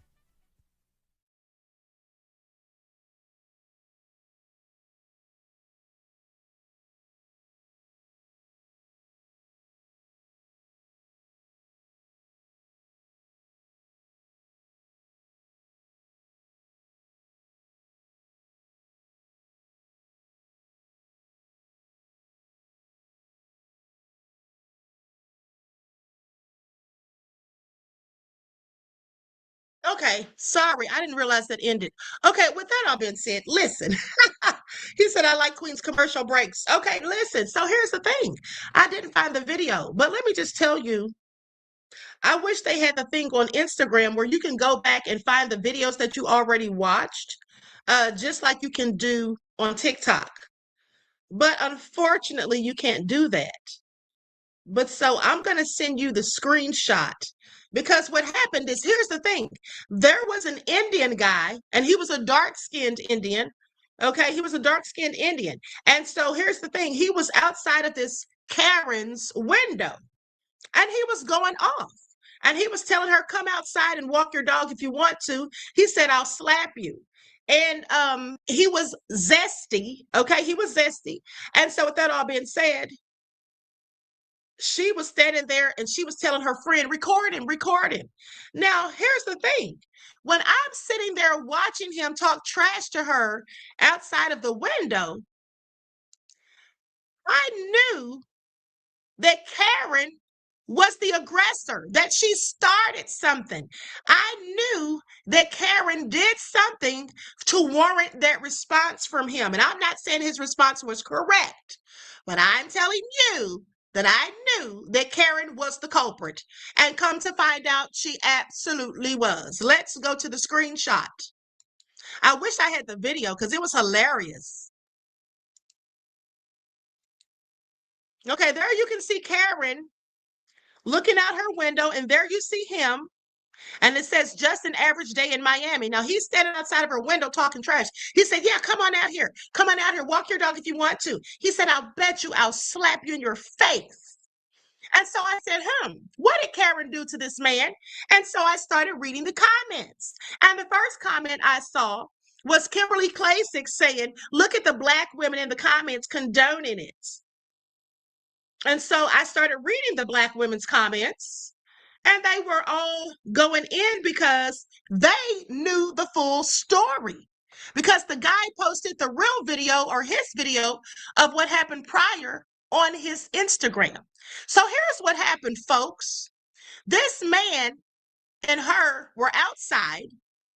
For whatever reason, she threw hot coffee on him. No, here's the reason. They said that she thought that he was a Black homeless person. So first of all, Karen was racially profiling. That's what she was doing because he's a dark-skinned Indian, like I said. She thought he was a Black homeless person outside. And so she came out there talking trash and threw coffee on him, hot coffee. So then went back inside to play the victim. Now he called the police. By the time the police arrived, she was gone. She must have left out the back door, who knows? But at the end of the day, that's the reason for all of it. Now, I want you to pay attention because another person said something who's also Black, and their name was Tyson Beckford. Remember him, the model? Here's what Tyson Beckford had to say. He said, open carry, stand your ground, homie. That's what he said. Now, he's talking to the woman, mind you. He's telling the woman to stand her ground. First of all, open carry, stand your ground. So she's going to shoot him because he's outside of her window talking trash. Okay, so that's what's going to happen here. Like, sit down somewhere. I find it all so interesting. I find it all so interesting. Hold on. I'm going to send this other screenshot.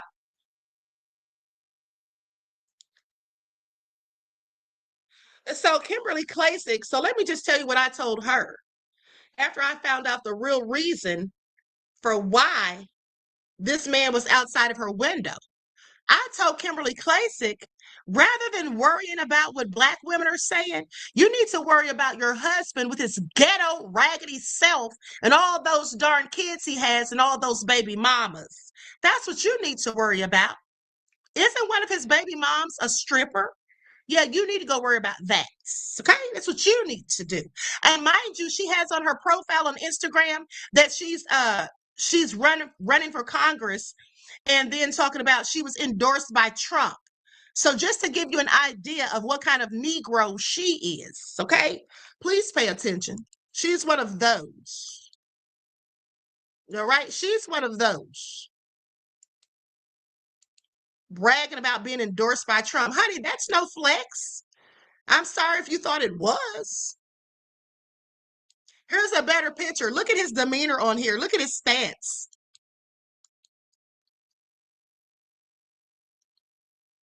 Look how he's looking at her. He was giving her the business, honey, and it was hilarious to me.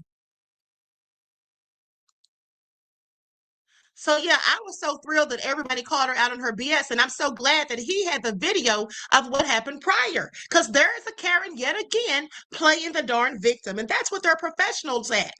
Okay, they start a fire, you know, they throw the match, they light a match and throw it, and then start complaining when it burns out of control. This is what they do. Okay, this is what they do.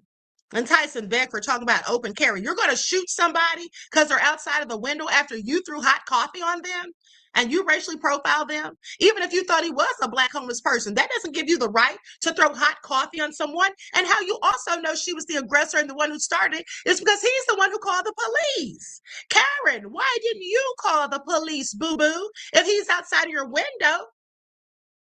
Because she knew she threw that hot coffee on him and she knew she could go to jail.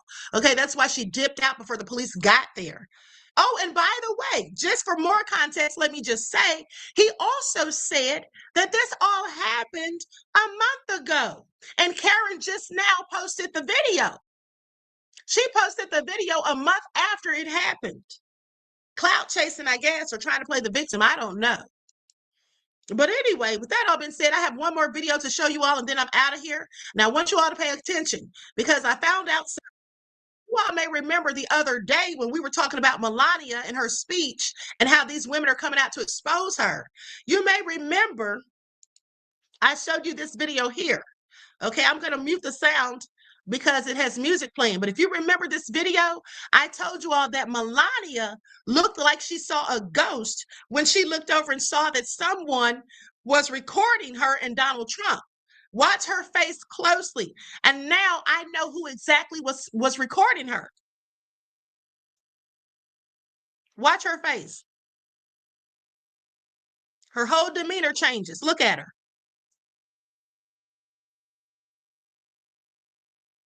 See how she put her hands together and clenched her hands? That's definitely a sign of someone who's extremely nervous. And that look on her face and her body tensed up. Y'all know I read body language. Now, with that all being said, let's look at a close-up of her face.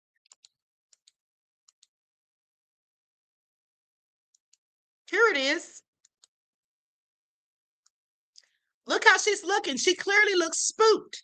Do y'all know why she was looking like that? Well, I'm so glad you asked. Because remember that blonde lady, the pretty blonde lady that I showed you all by the name of Victoria, who came out and said that Epstein's still alive and she's going to start doing a series? That is who was recording her. That is who was recording her. And Melania, look at her face.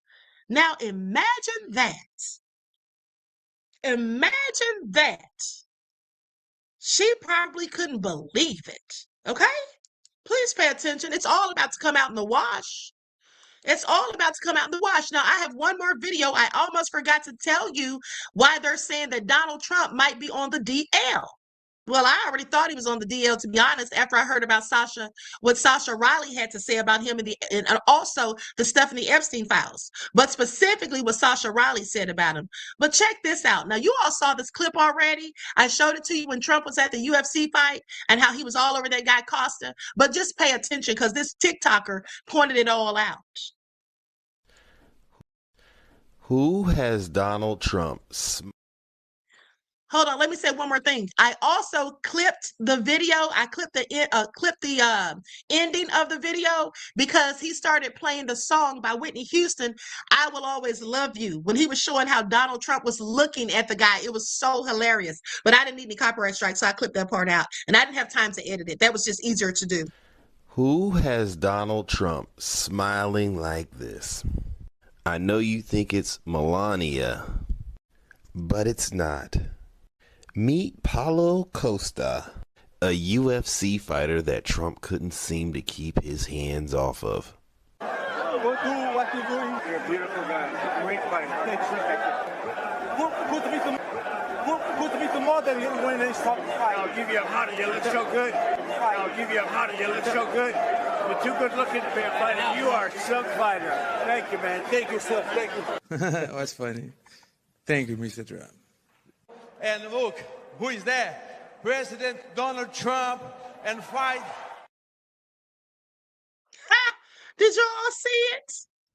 Now, that was hilarious to me because when I showed you all that clip, I couldn't hear what Trump was saying.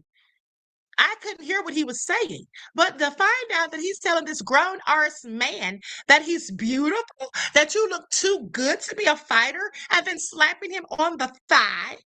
I'm sorry. Trump, what say you to the charges of DL? And I'm not talking about Hughley. Okay, please make it all make sense. Please make it all make sense. I absolutely cannot with Donald J. Trump. Okay? Queen Ahmadiyyah Shakur, I'm gonna get you fired. You're gonna be out of here. I'm gonna make sure to get you fired. I'm not on the DL. There's nothing DL about me. This is just all lies and madness. This is a witch hunt. This is a witch hunt and fake news. It's clearly fake news. Okay, is it fake news? Fruity Tooty, fresh on Rudy. Okay, I absolutely cannot. All right. And so, anywho,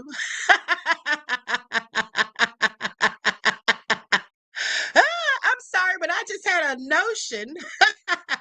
Somebody just said, Trump meditation said, looked like he was ball watching.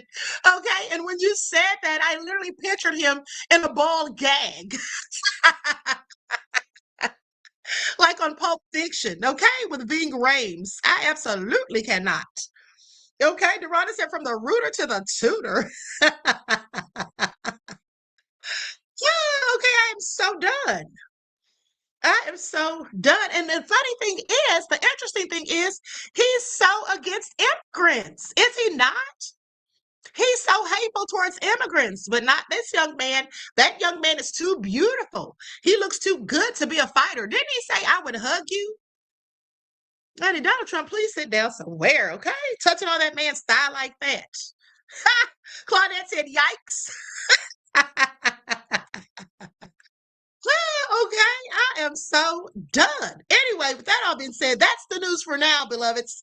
I will see you all back later on this evening at around about, say 6 or 6:30. Okay, so until then, each one teach one. That's how we grow and thrive. Do something productive, constructive, but never destructive. And always remember, beloveds, to keep the Most High first in your lives. Until next time, peace.